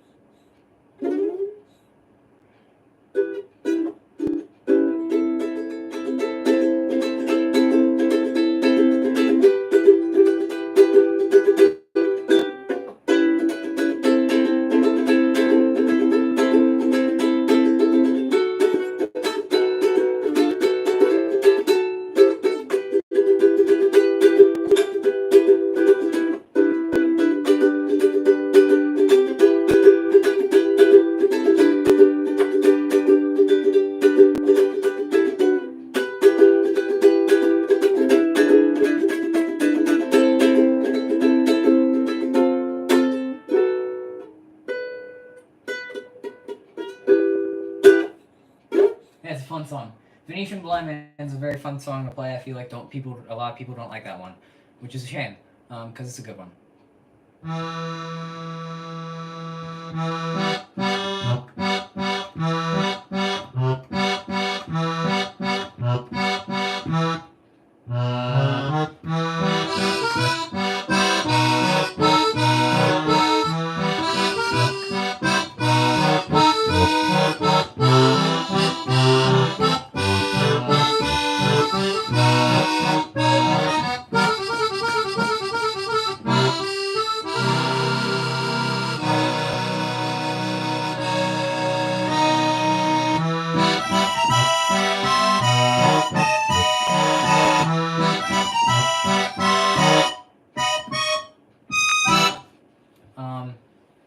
Yeah, no, under monochromatic and under a Technicolor sky are very good. Um, under yeah, under monochromatic sky is very good. I consider it one of the best instrumental pieces that Will has put out. Very good shit. I love that song.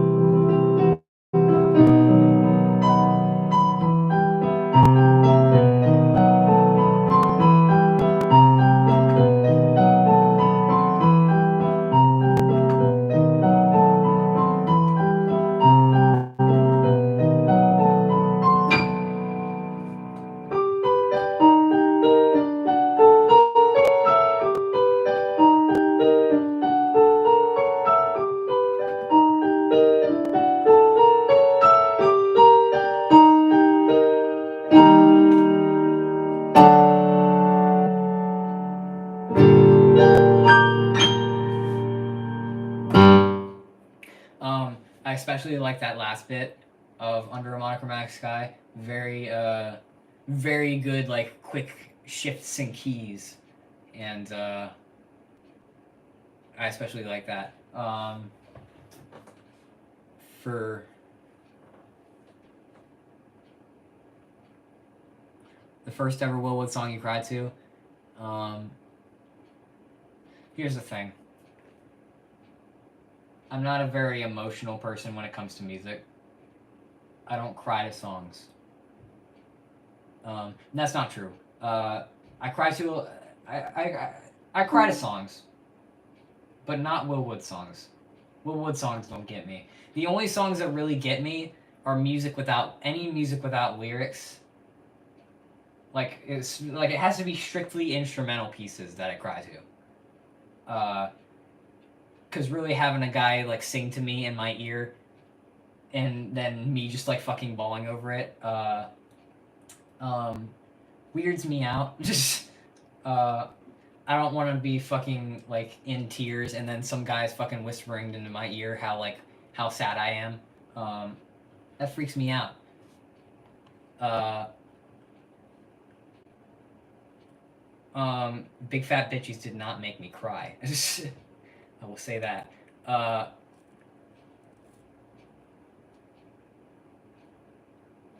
um, yeah, I'm not a very emotional person when it comes to music, but like shit, like I don't know. I keep bouncing back to like. I keep bouncing back to like the Undertale soundtrack when I think of like music, sad music. When it comes to sad music, um, Undertale music really fucking hits me hard all the fucking time. The song Undertale is a very fucking hard hitting song for me, and I don't know why. When I was like, I don't know, whenever that game came out, and I fucking had that song on repeat, I didn't play the game until like way after, but I knew the soundtrack by heart before the fucking game came out, and Undertale fucking broke me every time I listened to it. It was fucking, I was fucking in tears, man. Euthanasia. That's an egregious misspelling of the word euthanasia, but euthanasia is definitely a sad song. It's very good at making you sad.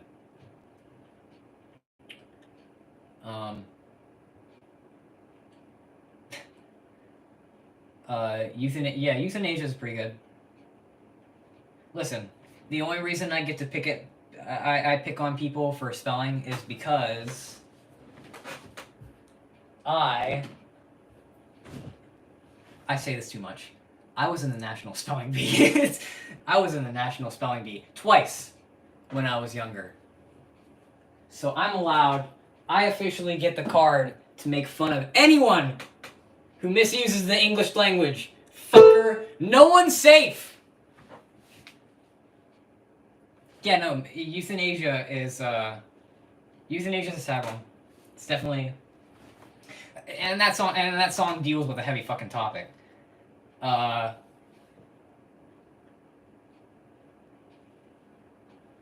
song deals with a fucking heavy shit, man. It's the death of a pet. It's sad.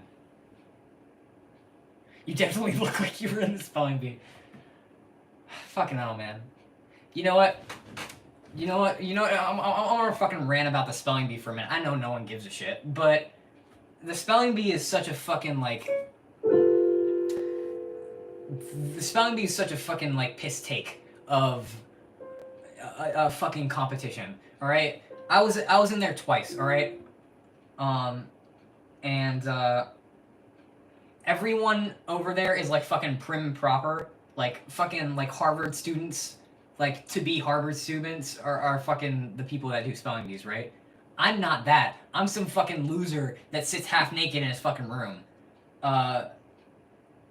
And all these fucking kids, these fucking pampered doughy snobs with fucking belts in their pants, fucking come in with fucking always, if you watch the virtual national spelling bees, every single one of those fucking kids was sat in front of a piano, a grand piano, not even a grand, no, it was an upright. It's this fucking kid had a white upright piano in his fucking background, as his background. That was just in his house. Like, it's the fucking craziest shit to see all these fucking rich kids and then seeing me fucking, I don't know, in a fake fucking dress shirt that I got from like fucking Five Below, and then like you see fucking Richie Rich over here. It's fucking hilarious. The juxtaposition of the fucking National Spelling Bee. You get like fucking Motown Hicks like me, and then you get people from fucking like people in the 1%, man, and it's I have a lot of problems with the American education system, alright? And the spelling bee is one of them, alright? The spelling bee fucking sucks. It's bad. Don't waste your time if you're gonna do it. Don't waste your fucking time. The most they'll give you... I didn't win National Spelling Bee, obviously. I got out in the fucking first round. I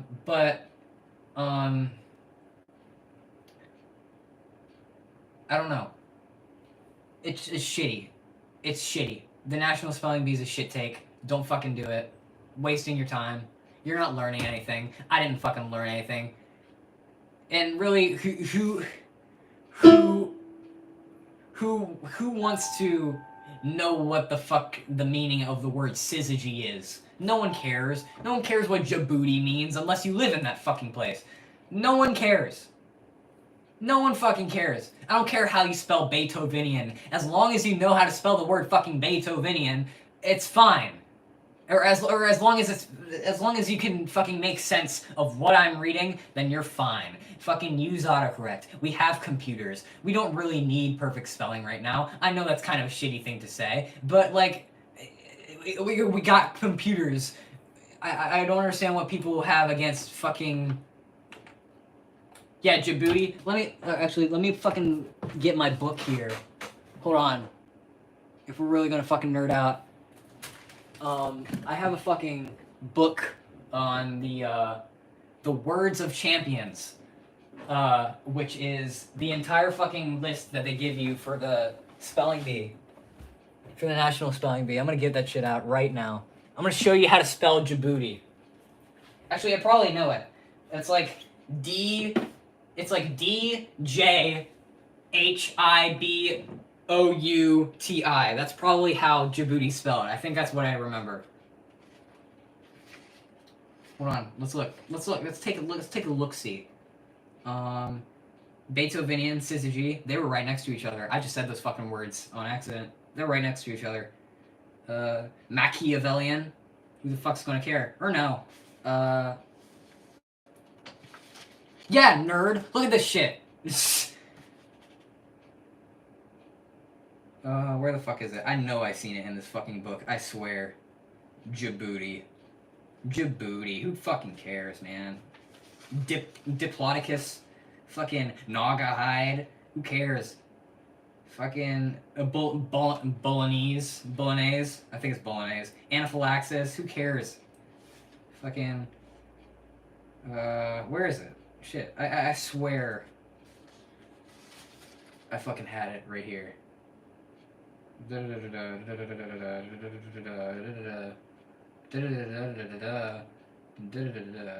Shit. I bet this is very. I bet this is very pleasant to listen to. Me just fucking looking for shit. The word plagiarism, trichotillomania. Uh-huh. I don't even know how to fucking say that one. Valkyrian, Listian, however the fuck you say lists. Is it List? Is that the guy? That's a classical guy? Yeah, that's right. Listian, something like that. Okay, it's not in this word. It's not in this book. Maybe it's in this one. I don't remember. I have 2 of these, by the way. I was in the National Spelling Bee twice, by the way. I actually wrote in this one. I actually kept notes. Djibouti, right here. Djibouti. I was close. I was fucking close. Look at that shit. You see that? Hold on. Where is it? Is it there? Yeah, right there. I was fucking close. If you can see that shit. But who cares? Use autocorrect. No one fucking cares, man. No one cares. If you have perfect spelling, fucking good. Djibouti, I think it's a place in Africa somewhere. So I guess that one makes a bit more sense. Look at all the fucking notes I have on this. Oh yeah, you want to know some fucking dumb shit about the National Spelling Bee too? It's not entirely spelling. Not every round is spelling. So the first round, this first round is spelling, and then the next round, the second round of the National Spelling Bee, is a definition. You do like a multiple choice definition thing, and like it'll be like the dumbest fucking shit. They'll ask you about the dumbest shit. They'll ask you what prefix does the prefix in the word fucking prepubescent come from. They'll ask you from what language of origin is kanji. They'll ask you the definition of fucking chortle. It's dumb. It's not a vocabulary bee. It's a fucking spelling bee. Spell. That's all I need to do. Look at all these fucking notes I have written on this shit. And all of these are just fucking... all of these are just fucking, definitions. All these are definitions. Everything I have written down here is definitions of shit. And that's not what I should be studying for. It's a spelling bee, not a vocabulary bee. I understand why you'd want people to know the vocabulary of what you're saying, but even still, that's not the point of a spelling bee. The point of a spelling bee is to spell. The entire basis of a spelling bee is already flawed, considering that you don't even need to memorize the fucking things to know how to spell, to memorize like the meanings of shit, to know how it's spelled. You just need to know how it's spelled. So they introduced that weird vocabulary gimmick, but you only get it 3 times. You only get 3 vocabulary rounds. It's the second round, the 4th round, and the 6th round, I think. And then for the rest of the spelling bee, nothing. Absolutely nothing. No more vocabulary the entire rest of the fucking way. And you want to know some fucked up shit? The 2020 spelling bee, the 2020 National Spelling Bee, there was no one winner. 8 people won. All 8 of these people won the 2020 National Spelling Bee. Now, ain't that some shit? They went for fucking hours, days, spelling shit. And, Yeah, this and at one point one of the fucking judges like fucking threw their hands up and was like, I can't fucking do this anymore, and then they fucking quit. They quit. They literally quit, and every one of these fucking people won like $100,000. Was it ranked? No, no, it wasn't ranked. Every single one of these people is in first place. Every single one of these people pictured here. And I'm pretty sure one of these fucking people I went to school with at one point, but like, or like was in my school, but like, no, all 8 of these fucking people won. $100,000 was gifted. It might have been split between them, but $100,000 was given to these 8 people. That's hilarious to me. If you made to like these finals of the National Spelling Bee, you already had a paid trip to Washington, D.C., which is already like cool enough, I guess. You get to go to D.C., whatever. So all these people, 1, won a paid trip to D.C., 2, won like $100,000 in a fucking scholarship to whatever college they wanted to go to, because of course they're going to college. They fucking won the National Spelling Bee. Fuck!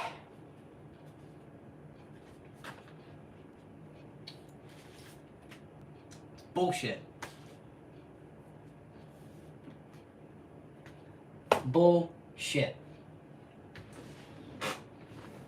And that's why I sit here next to my piano doing butt fuck all.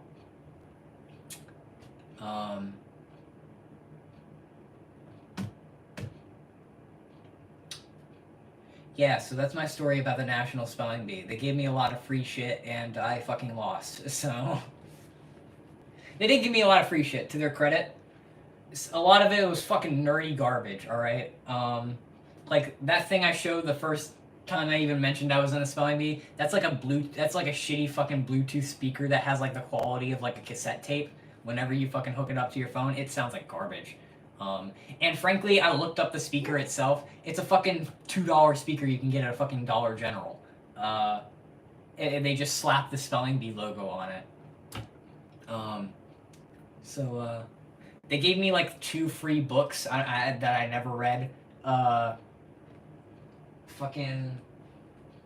They gave me coin sets. They gave me sets of coins that came straight from the United States Mint, which is like, okay. It's like neat, I guess. You gave me like $1.25 that I can't spend in fucking quarters.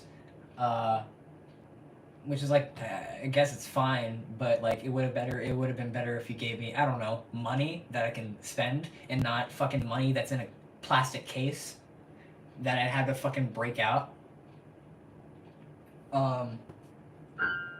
Yeah, no, the National Spelling Bee is a fucking piss take. Don't do it. If you ever get the chance to do it, or if you've had the chance to do it, don't do it. Don't fucking do it. It's a waste of time. It's a waste of brain. I feel like I've gotten dumber. I've gotten dumber since the last few times I was in the National Spelling Bee. I feel like those few months that I took to like study and actually like pay attention to it, I feel like I haven't learned anything. I've subtracted what I've learned from the National Spelling Bee. Thanks to the National Spelling Bee. Fuck those people at Scripps. They suck. I didn't learn anything. The only thing I learned was that drugs are good and should take them. I shouldn't say that.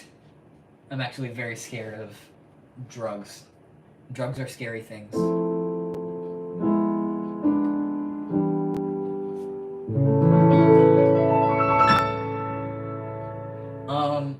No. I'm not a theater kid. I never cared about musical theater. I don't even take fucking music classes. I never even took a fucking music class in my life. I've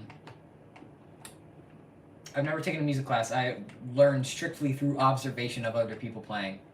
And,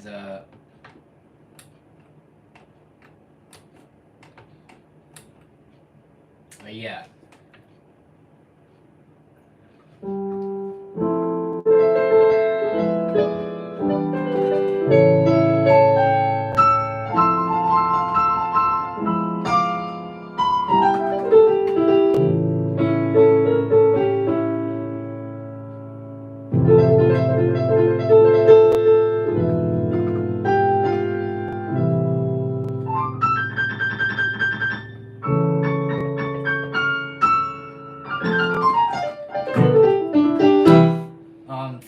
are scary people.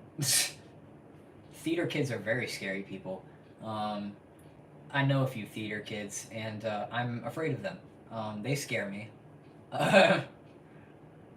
It's intimidating to talk to them because they know more about musical theater than I ever will, probably.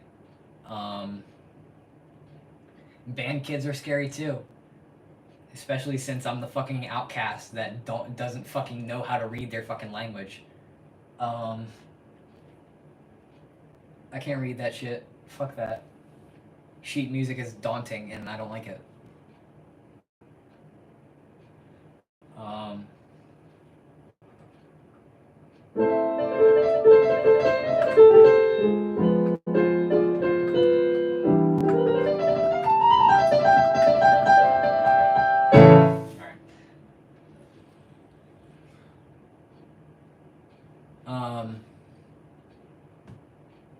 And I literally don't have a father.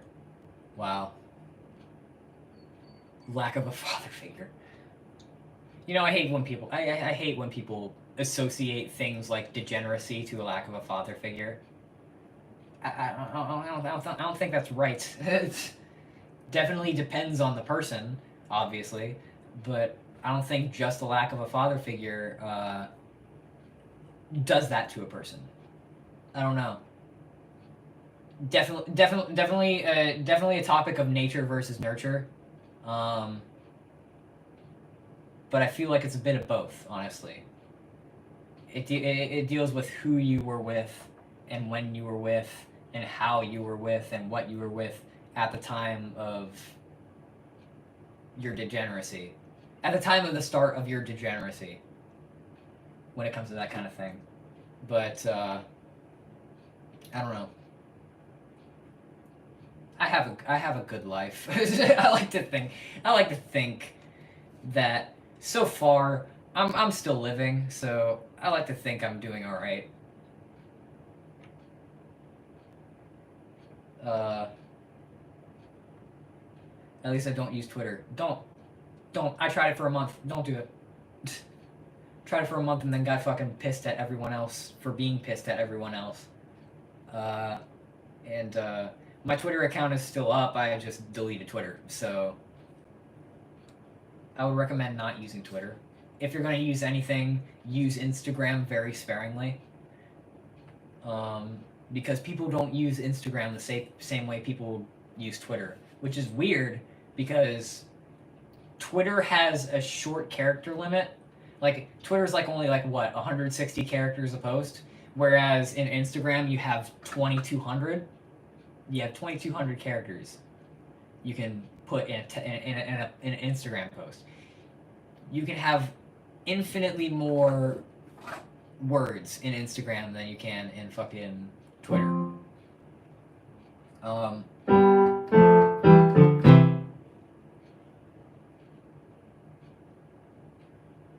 And frankly, Instagram is probably the most optimum one if you're... Yeah, Instagram Reels, I got really fucking pissed at Instagram Reels. They fucking annoy me, man. And the fact Instagram just like updated, I guess, today. They updated Reels, so now every video, it doesn't matter what the, like, aspect ratio of the video is. If it's a video, it's a Reel now. Any video that you post onto Instagram right now is a Reel. And that pisses me off. Because that fucking tells people to go fucking full fucking brainless mode and go into their fucking regress into caveman and just watch fucking TikToks. They're TikToks. They're just TikToks over and over. Nothing original has come out of Reels. Everything is stolen from somewhere, and even then it's not funny. Everyone reiterates the same joke over and over and over again, and people just say, it's a fucking trend. Don't get mad. It's a trend. It's a sound. People are allowed to use it, but yeah, but if we keep using that, then everyone just fucking repeats each other. It's a fucking echo chamber. We don't learn anything if all we do is repeat the same joke. It's just it's just the same fucking punchline. We go over and over. It's just the same thing, and no one learns. No one learns. No one learns. The most annoying fucking thing on Instagram Reels in specific, is this is a new one. This is a relatively new one when it comes to Instagram. Instagram Reels that use the fucking wander over yonder theme. If you ever even fucking heard of that, it was like a Disney XD cartoon from like 2011. They use that and they fucking post about, oh, you're neurodivergent. What's your obsession as a neurodivergent person? Assuming that every single neurodivergent person has an obsession. Every single one. That's not how neurodivergence works. Just because I have a fucking narcissism disorder doesn't mean I fucking obsess over World War II tanks. That doesn't mean that. Nothing means that. Everyone is different. Neurodivergent people should not be put in a bubble. It just makes everyone think that everyone is the same, which is not true. And it just pisses me off. It pisses me off so much that we've devolved entertainment into fucking seconds long videos where nothing is imprinted. Nothing's imprinted in your brain, and that's what they want you to do. That's what they want you to do, is they want you to watch the same fucking video with the same fucking sound over and over, and then hopefully you learn something else. A hyperfixation. Everyone calls it an obsession. Everyone calls it an obsession on Instagram. Like, you're obsessed, you're fucking weird, you're fucking out there. And then, like, it's not what it's called. It's called hyperfixation, one. And two, it's not unique to people with neurodivergence, all right? Neurodivergent people don't just have hyperfixations. That's not the only thing fucking wrong with them. It's an issue. We should... Fuck! My point is, entertainment should not be devolved into just simple sounds that we reiterate over and over and over. At least Vine had original content. At least Vine was... Like, people were smart, at least, to fucking come up with their own skits, even though some of them were repeats. They didn't use the same fucking sound. They didn't I'm not saying that Vine was better either. I'm just saying that fucking... Whew!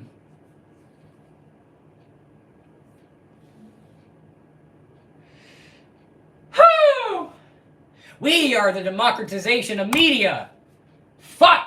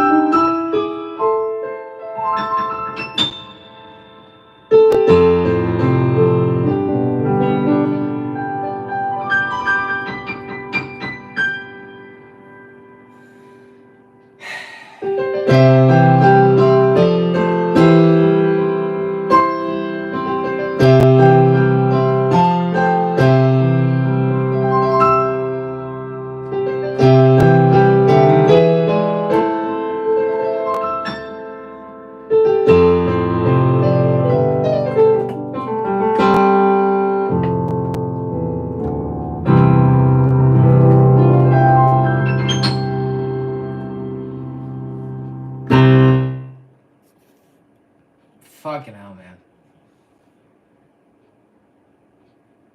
Oh yeah, I can fucking do it. Oh my god, Jesus Christ. How's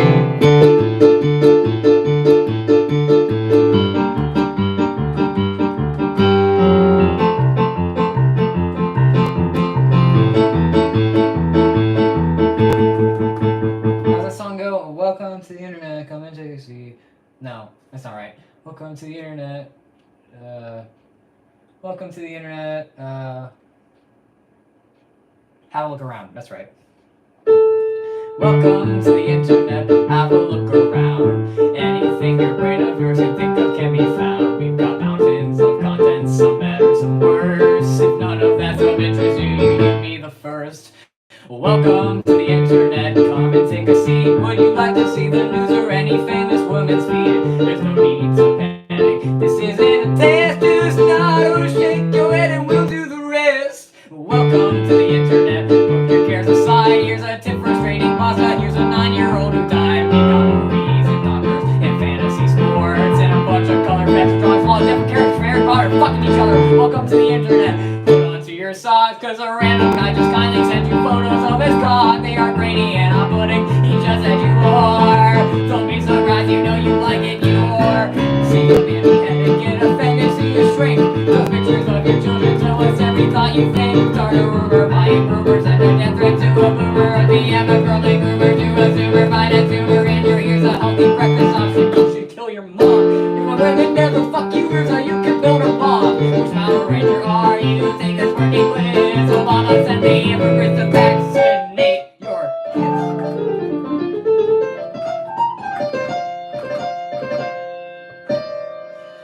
Could I interest you in everything, all of the time? A little bit of everything, all of the time. Apathy's a tragedy and boredom is a crime. Everything and anything, all of the time. Could I interest you in everything, all of the time? A little bit of everything, all of the time. Apathy's a tragedy and boredom is a crime. Anything and everything, all of the time.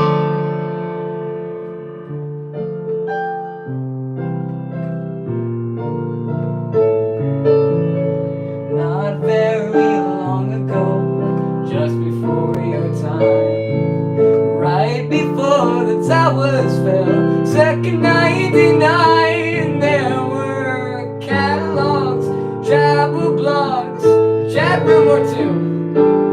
We set our sights and spent our nights waiting for you. Insatiable you, mommy let you use her iPad. You were barely 2, and it did all the things we designed it to do. Now look at you. Look at you, unstoppable, watchable. Your time is now, your insides out. Honey, how you grew.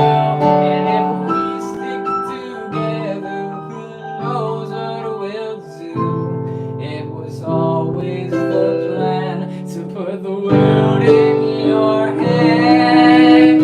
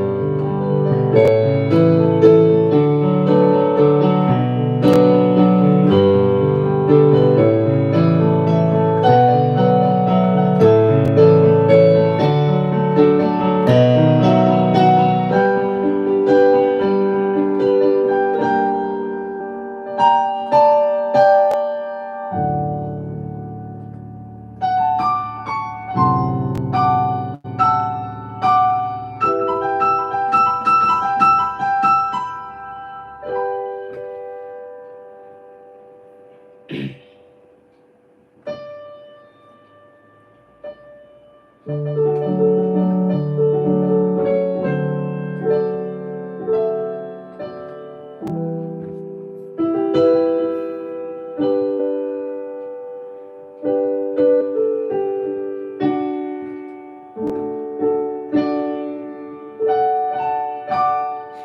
seems to be the consensus with a lot of Will's newer work, is that people respect it but don't care for it.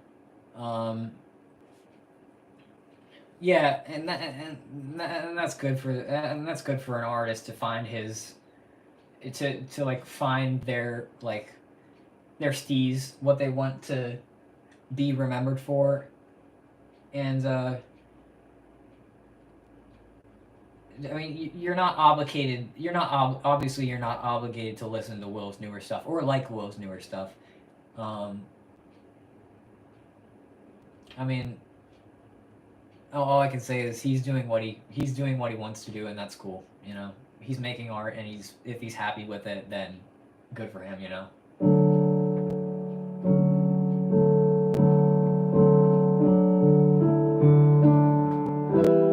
Weeding out the garden where the milestones gather moss.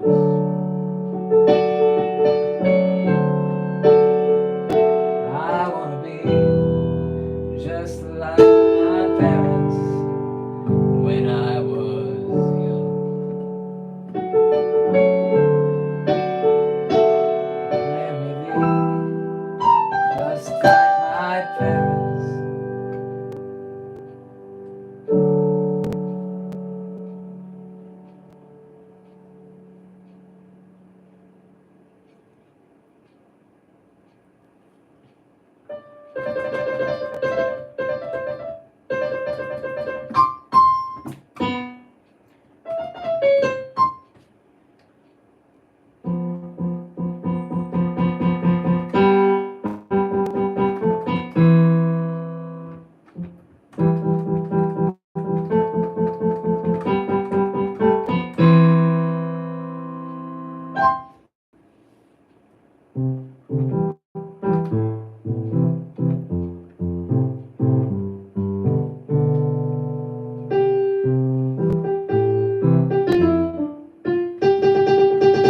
Fuck.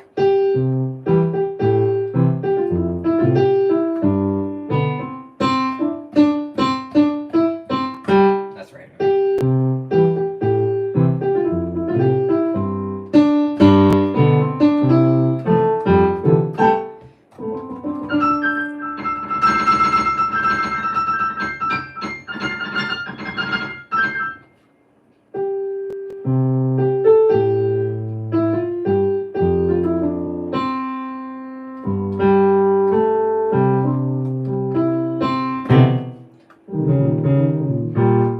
Um,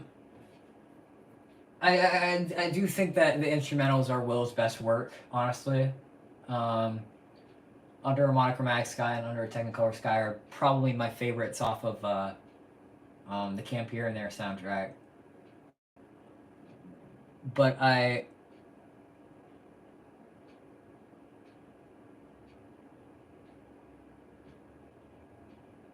um, but I definitely see where you're coming from. Oh, you meant radio songs in general. Okay, well, fair enough. But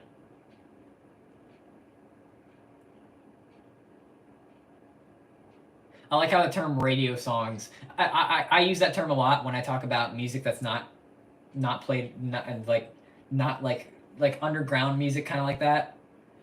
I like that that's become the term, is radio songs. Um, even though the fact that FM and XM radio are kind of going down the fucking drain right now. A lot of my local music stations are kind of fucking going downhill, uh, which is a shame.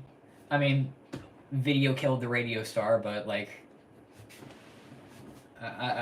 it definitely sucks. It's definitely to see something like that die, um,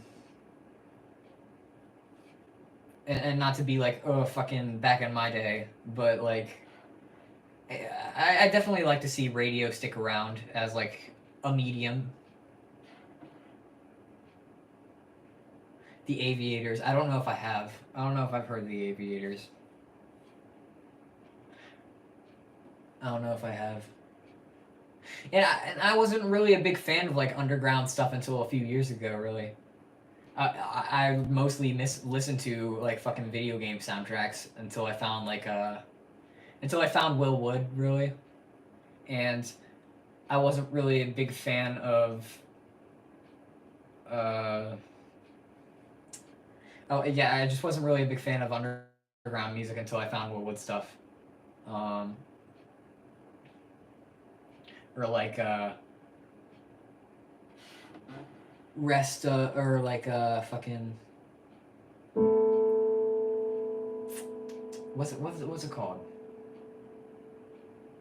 I can't remember. Anyways, my point was, it's a shame. It's a shame to see the radio die. It's a shame to see FM radio and XM radio die, but it's gonna happen. Come on, let's not kid ourselves. Streaming services have already taken a hit on that kind of shit. And as internet becomes more and more popular and more people start getting access to it, FM radio is going to be fucking non-existent unless FM radio for like music listening pleasure. Radio itself is not going to die. No. No. But FM radio in terms of like music listening, it's gonna go down the fucking drain, man. The only people who are going to have it are the people that don't have streaming services or don't have TVs or the internet. And it's a shame, but it's going to happen. End to an era, you know?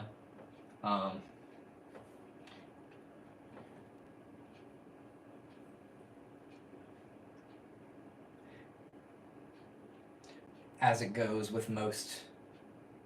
Yeah, of course it's a generational thing. And I like keeping stuff that comes from each, like... And I love keeping, like, record of some of the stuff that comes from each generation. For a long time, I sat and recorded just miscellaneous radio channels. I have like hours of radio footage on my computer because I just sat with a mic next to the radio and just picked up whatever I can just to have that. I have fucking a metric ton of vinyls in my room. I have a fucking entire like drawer of cassette tapes. I have a bunch of fucking CDs. It's interesting to collect that stuff to see how society has live with music over the years. It's very interesting. You find very weird stuff when you delve into like the old shit. A lot of not okay stuff considering today's standards, of course, but you know it comes with the times, man.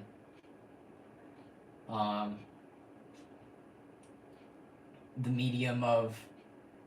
Oh, we've just been shooting the shit about music. The medium of listening to some radio from the 20s, 30s for half an hour. There's definitely some interesting stuff. Oh, you know what I have? I don't know if I can fish it out of my fucking record drawer, but I have old radio recording on vinyl. I have vinyl recordings of old Superman. I have old Superman recordings of like the Superman radio show. I have that. I have that on like vinyl, and it's very interesting to listen to. I love listening to it. I need to listen to the rest of it. I only got through the first like 2 records of it. There are 4 records that I have, at least I think, that exist, and I have them as like a volumes 1 through 4, and it's very interesting to listen to like old radio shows like that.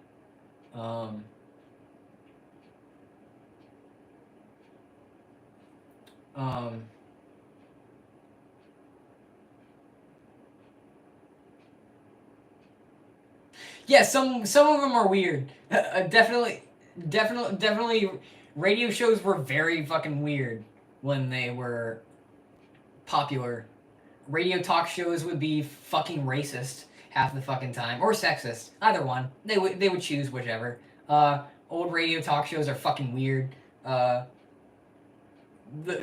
Superman the Superman vinyls that I have are very awkward because you have fucking a guy just read. You have like 3 fucking people reading off a script in a fucking room, and then they have to like asterisk opens door themselves, you know? Like, I just gotta open this door, and behind here, oh, who is it? It's the fucking Green Goblin. Shit like that. Weird shit. Just weird shit. Radio shows were weird. I mean... Erases Christmas Story.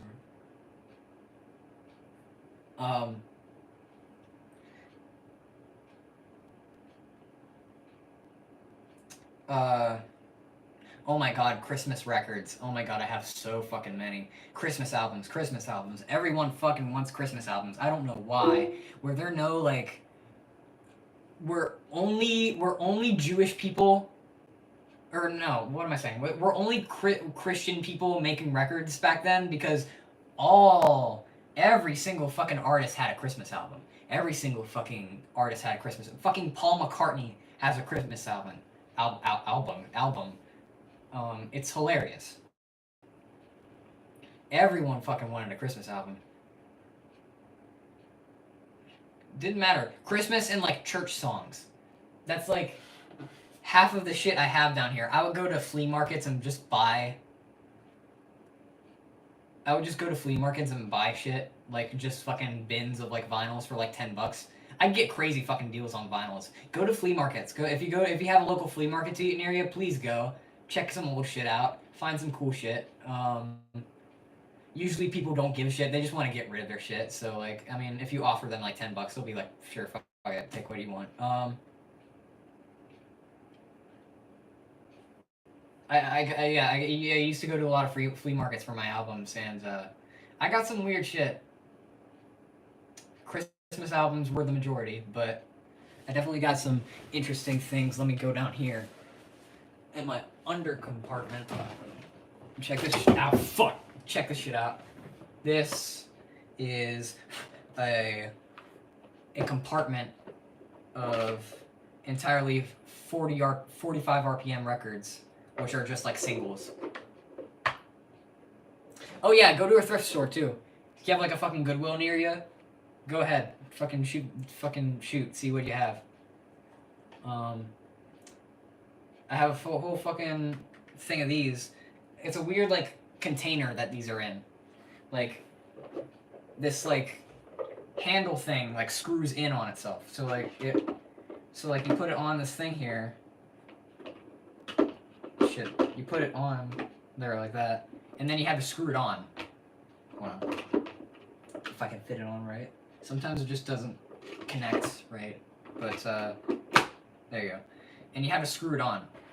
And then it actually becomes like a handle for it. It's neat. Very neat. Old music shit was always very neat, and I like collecting it. Let me actually look through this, because I haven't looked through this in a while. I wanted to do like an inventory video on this channel for a while, just like showing off the weird music shit I have, because I think a lot of it's very interesting. What I have, this is Build Me Up Buttercup by the Foundations, very good song. Yesterday, the Beatles, good shit. Oh yeah. Fuck. I have a lot of shit by David Seville and the Chipmunks. If you don't know, Alvin and the Chipmunks, David Seville was the originator of Alvin and the Chipmunks, and they had records.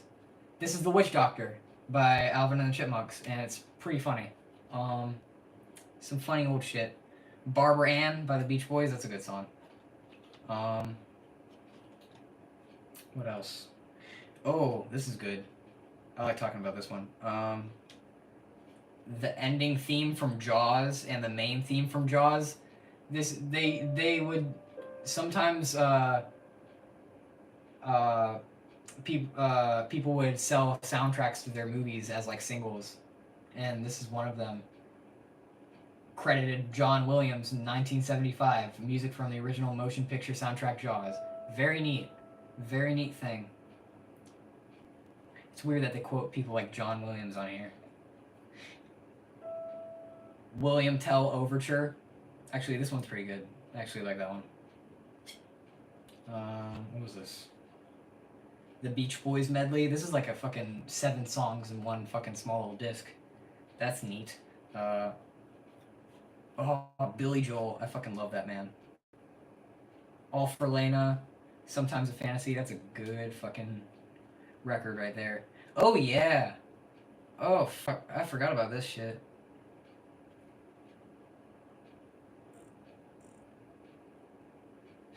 That's fine. Whatever. Do what you have to. But like, man, these are interesting. These are very interesting. These are tapes. You know how, like, I'm not a big sports guy, and probably neither are you, but these are recordings of, like, songs that they would play before the Pittsburgh Steelers would come out. Like it was like their hype up song. This is from, what, 1978? 1973. Holy shit. 1973 Super Bowl version, Steelers fight song. These are like actual tapings of like recordings at the fucking Super Bowl. Very interesting. Steelers 72. This one's older. Holy shit. Very cool. Oh, Chicago. Oh my god. You want to hear some fucking bangers? Listen to Chicago. Chicago is such a fucking good band. I have a lot of Chicago shit. Chicago was my favorite for a very long time.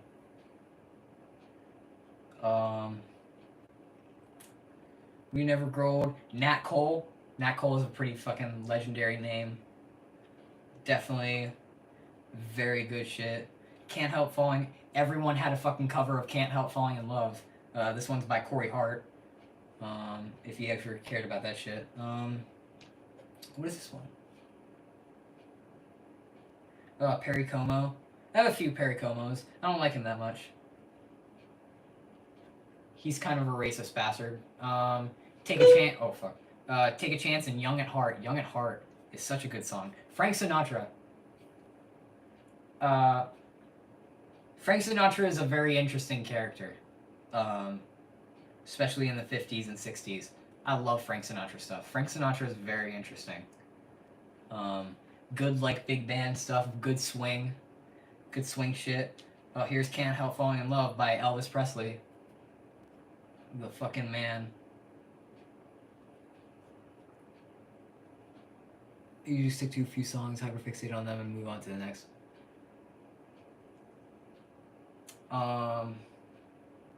Ubangi Stomp. Oh, these are good.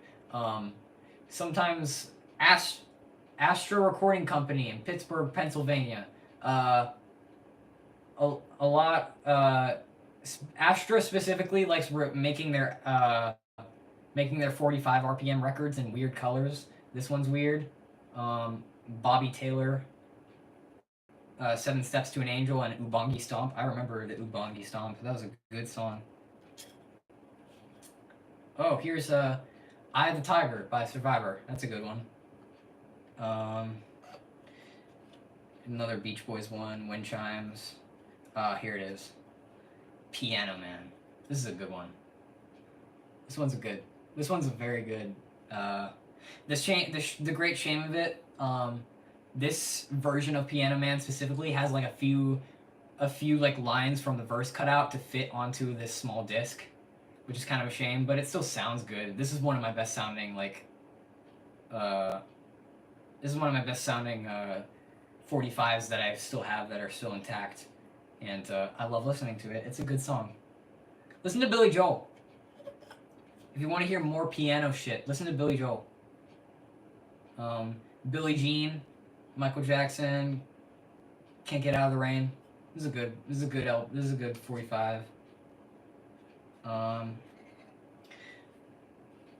Like, I feel like we can separate the art from the artist here. Michael Jackson was a fucking legend, man. Come on. The king of pop, man. Can't say not. He was fucking amazing. Celebration by Kool and the Gang. That's a good song. Oh, Simon and Garfunkel. The Sounds of Silence. This is the original Sounds of Silence. This is a good one. This has a name on it that I can't read.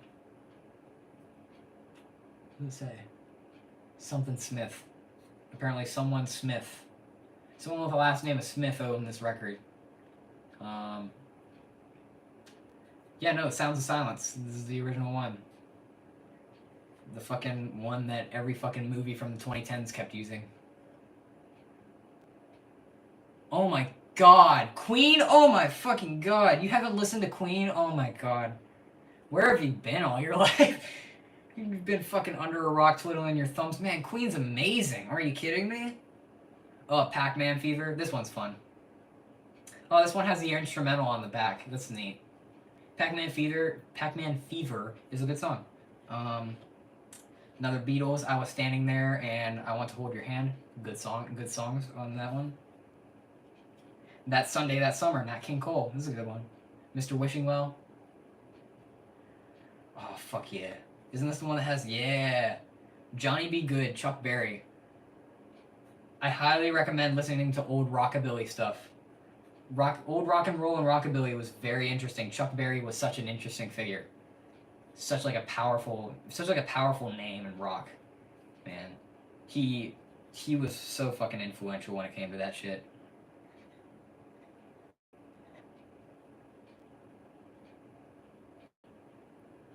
Another one of the William Tell Overture. A lot of people like doing like oddball like classical music during this time, especially in the 70s. It was kind of weird. Glenn Campbell did this one. Glenn Campbell is also pretty good. Here we go. Queen. Here we are. Life is Real, Song for Lennon, and Body Language. These are very good songs. Very, very, very, very, very good songs.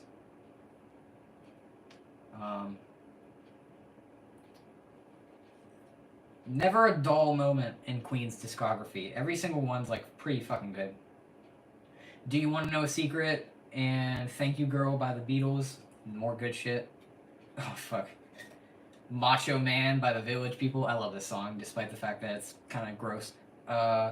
Key West. It's good shit. Another Nat King Cole one. Nothing Goes Up and All Over the World. Do you have the vinyls for Willwood? I do not. I do not. And it's a great shame. I don't have any physical stuff. I will. I need to get some, but just haven't been there for it, man. I've Been Good to You and You're My Everything by the Temptations. Good shit. Temptations are very good. Oh, fuck yeah, here it is. I was looking for this one. Monster Mash. There it is. The fucking Monster Mash. The fucking Monster Mash. You're talking about Halloween albums? Motherfucker, this is the entire Halloween album. It's just right here. One fucking song. The Monster Mash. That's such a good song, man. Are you fucking kidding me? It's such a good song. The Purple People Eater meets the Witch Doctor. Oh man, that's a classic. Big Bopper. That's an epic name. Oh fuck yeah. Chubby Checker. If I can fucking pick this up. There we go. Chubby Checker's The Twist. That's a good one. Twist in USA. Fuck yeah. Good shit. Leonard Skinner. I don't really like Leonard Skinner all that much. But fucking my dad does, and he'll fucking pray to fucking Leonard Skinner's name, which is weird. Journey. Oh my god, Journey. I have so many fucking Journey tracks. It's ridiculous. Not a lot of 45s, but I have a fuck ton of Journey albums. I have an original LP of Escape from 1981. Right? 1981. Escape was the song that Don't Stop Believin' was on, and that's such a fucking good record. I have the original of it. It's so Such a classic. Oh my god. Do I Love You by Paul Anka. This song, I had this song on fucking repeat for a long time. I love this song. I love big band stuff. Big band jazz and big band swing is so fucking good. There's nothing, you can't go wrong with big band, man. Nothing wrong with that genre at all. Chicago, Just You and Me and Critics' Choice, it's a good one. It's a good. This one's just funny. Chuck Berry's Johnny Be Good and My Ding-a-ling. It's actually called that. It's like a decent, funny song. It's not good. This specific one I have it's chipped on the end, which is kind of a shame. So I had to kind of skip in the album or skip in the white noise edge of the thing to actually have it play fully. And it's a shame, but still a very cool record. Let me see here. Working Day and Night and Rock With You by Michael Jackson. Not like his greatest stuff, but it's still like decent. Oh shit. This is Ringo Starr's like single work. Devil Woman and You're 16. I do. This fucking thing's almost done. I have more. I have fuck tons of 45 specifically. I have a fuck ton of 45s. Man, it's fucking ridiculous. Conway Twitty, just country shit. Halfway to Heaven, Danny Boy. A lot of people give country shit, but I still say that old country's fine. Some of it's racist, but you have to kind of look through it, you know? Some of it's very sexist.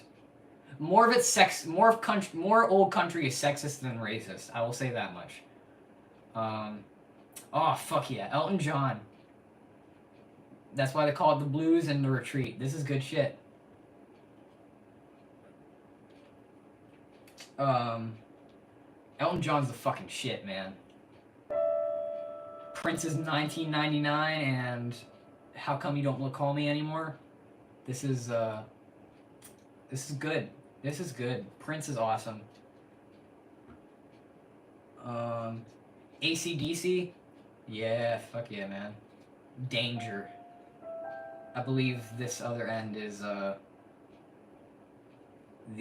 no, it's different. This one has the live version of Danger, and this one has the fucking original of Danger on it. That's a very good song. Peter Cetera. I was never very astounded by Peter Cetera stuff, but it's alright. Mediocre and Alvin's Harmonica by David Sebille and the Chipmunks. Fucking Alvin and the Chipmunks, another record that I have. I have exactly 2 Alvin and the Chipmunks records. Believe it or not, Alvin and the Chipmunks was around for a long time. And he was and Alvin and the Chipmunks was specifically only known in music for a while. The cartoon was relatively underground. Bob Dylan. People give Bob Dylan shit for talk singing a lot, but this is a good song. Knocking on Heaven's Door and Turkey Chase. Turkey Chase was an instrumental. And Knocking on Heaven's Door is just a good song. Guns N' Roses covered it. That's how good it was. Can't Get Out of the Rain and Billie Jean is another. I have 2 Billie Jean records, which is weird.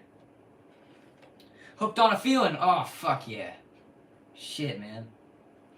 I haven't listened to these in a while, so a lot of these I'm only just getting familiar with again. Oh, this one. Another Astra record. They like their weird colors with these vinyls. These are names I'm not familiar with, huh? The band Lawns. It's a weird one. I've never heard of that. Never heard of that band. Lionel Richie. Oh, fuck yeah. My Love and Round. That's some good shit. Some good shit. Funky Town. Fuck yeah. You ever want to feel like you're not in a place you should be? Listen to Funky Town. That's the best way I can describe listening to that song. Bee Gees. Oh my god, the Bee Gees. Nights on Broadway and Boogie Child. That's some good shit.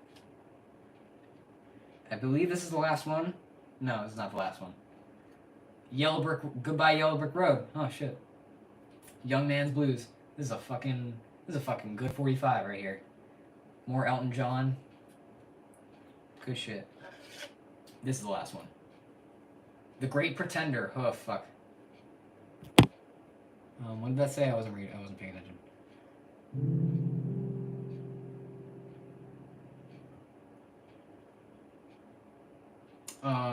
The Great Pretender is very good. Definitely a good song. Oh shit. This is all gonna fall. Fuck. Oh no. No, please no. Let's not do that. Yeah, that's this, that's just like a quarter. Not even a quarter. It's probably like a 16th of my music collection. I have quite a bit. And that's just my 45s. I have so many fucking cassette tapes and shit. I do want to do a stream where I just go through all my music shit. But yeah.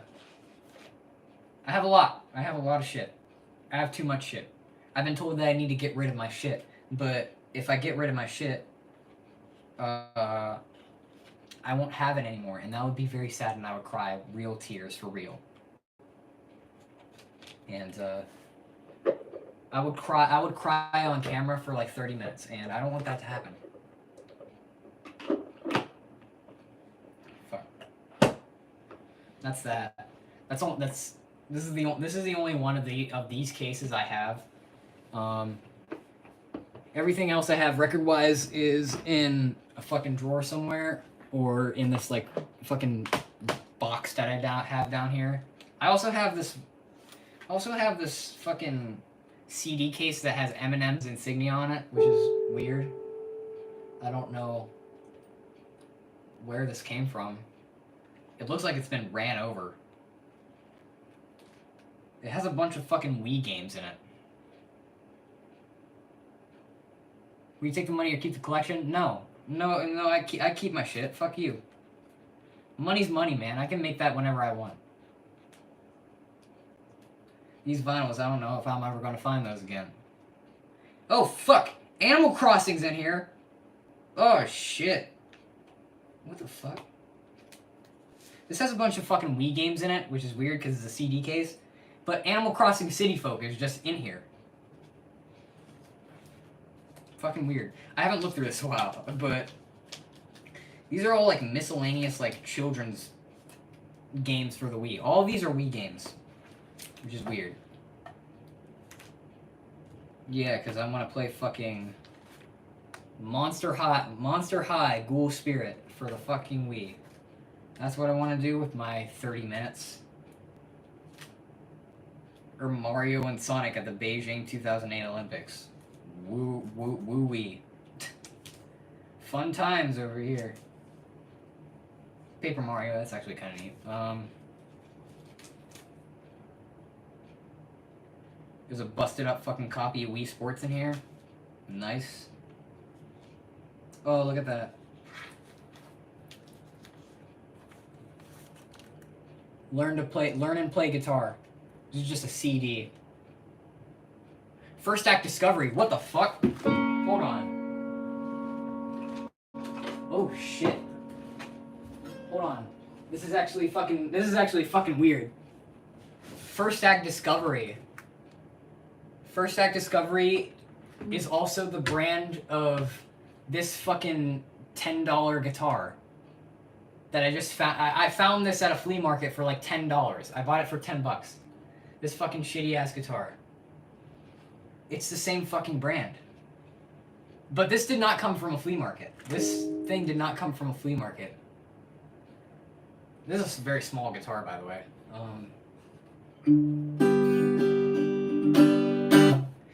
The strings probably need replaced.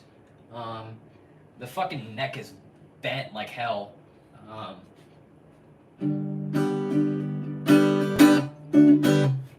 But whoa, that's crazy. That's fucking weird. I never fucking noticed that.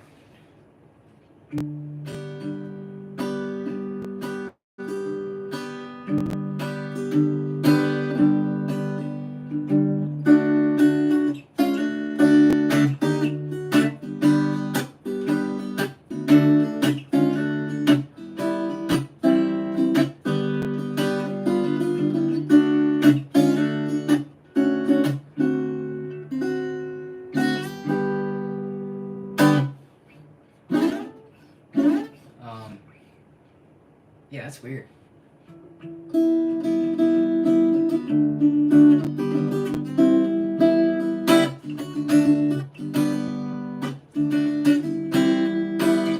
I'm not very particularly well versed in guitar. I don't like playing guitar, but I definitely sort of know how to play guitar.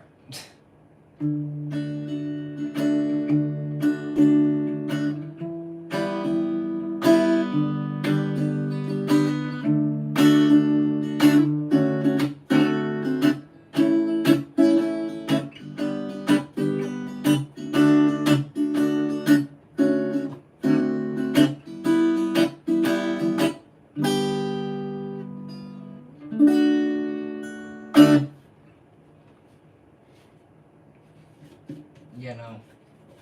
That's fucking weird. That's some fucking Twilight Zone shit, man. I never noticed that. Huh. And that's a fucking old guitar. That's like...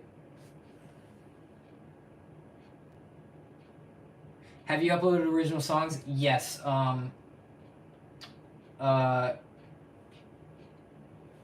uploaded a few... I've uploaded a few songs. One of which is on my EP, which is what's it called? Performance number 1. It's like a short, like minute and a half, just like instrumental with.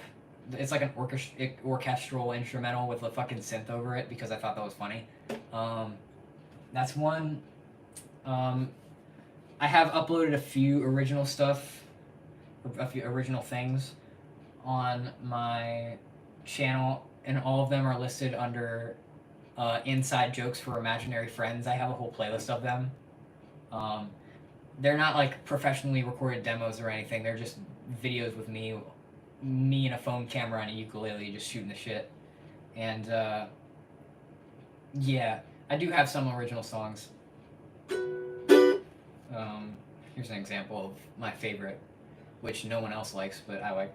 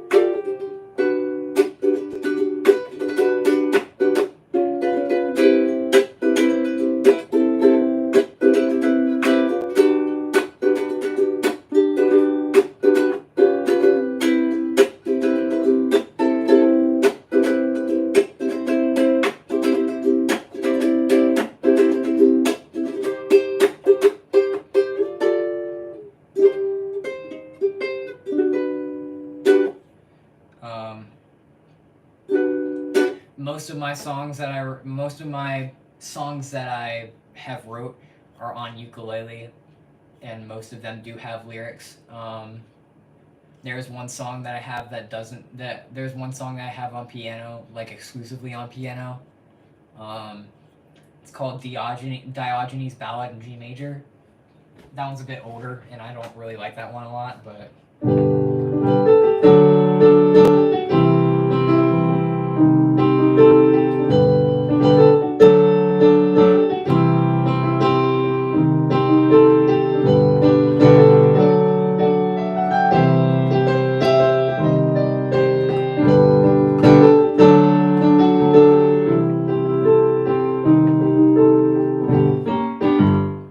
Something like that. Yeah, if you want to check that out. Go ahead. I don't care.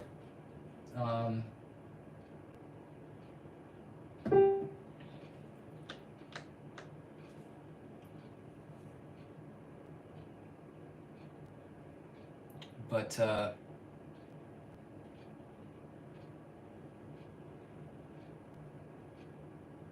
and I will say I'm not very happy with a few of the recordings that I did. A lot of them, I sound very off in them. Like a lot of them, I sound like flat or too flat, That seems to be the case when I'm singing. Is that if I'm singing wrong, then I'm probably singing too flat. Um, uh, like another song I put out was called 2020 Vision, something like that, and uh, I sound bad in that song. My voice sounds bad in that song because my song I usually don't sing as high as I do in that song specifically, and also I speed up a lot during the like final chorus, which is weird. It's a bit jarring when you first listen to it. Um, those are not like the final versions of the songs. Those are just like quick demos. Um,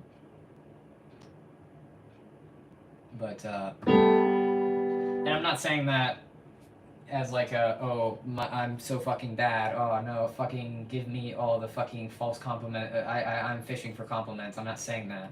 I'm saying that objectively, I probably sound like shit in a lot of those. But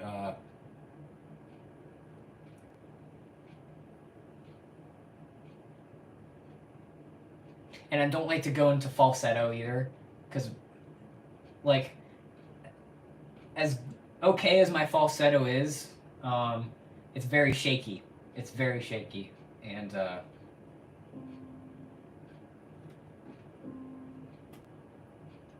which is why I don't really go into falsetto a lot when I sing. Also, because I only recently learned what falsetto actually was, like a few months ago. So, oops.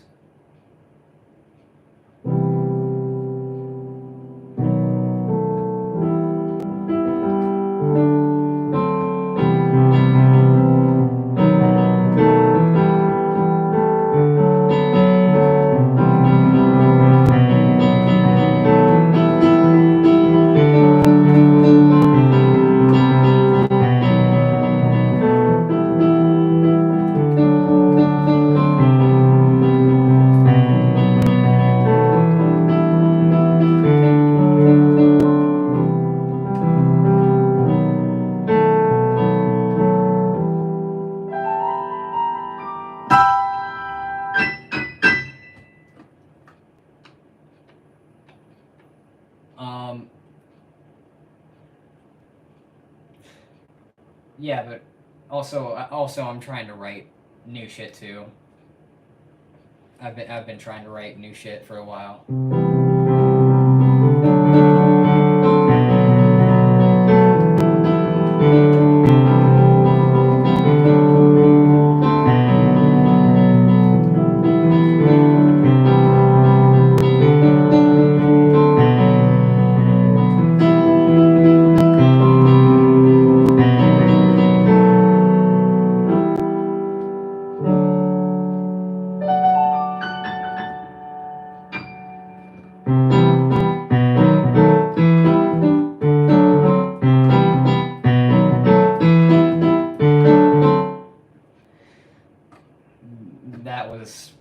That's a chord progression I've been sitting on for a while now. I've been trying to write lyrics over it, but I'm not fully done with it.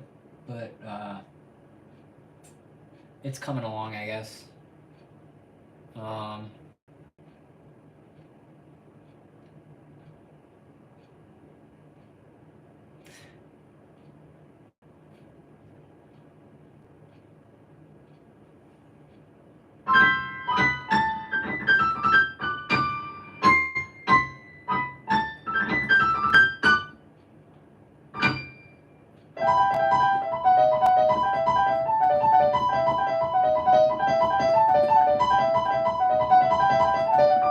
um, yeah, I think I'm gonna wrap it up here. Yeah, it's been fun. I've definitely I have a lot of fun doing these impromptu streams. I probably have a lot more fun doing these than the fucking my like gaming streams. Sometimes I'll stream video games, but Sometimes I'll stream on my fucking PC, but I definitely have a lot more fun just shooting the shit. Instead of having my fucking half of my attention focused on a game and half of my attention focused on a chat, it's pretty hard to talk, especially with the games I play. Uh, but yeah, no, I have a good video, big video, good video.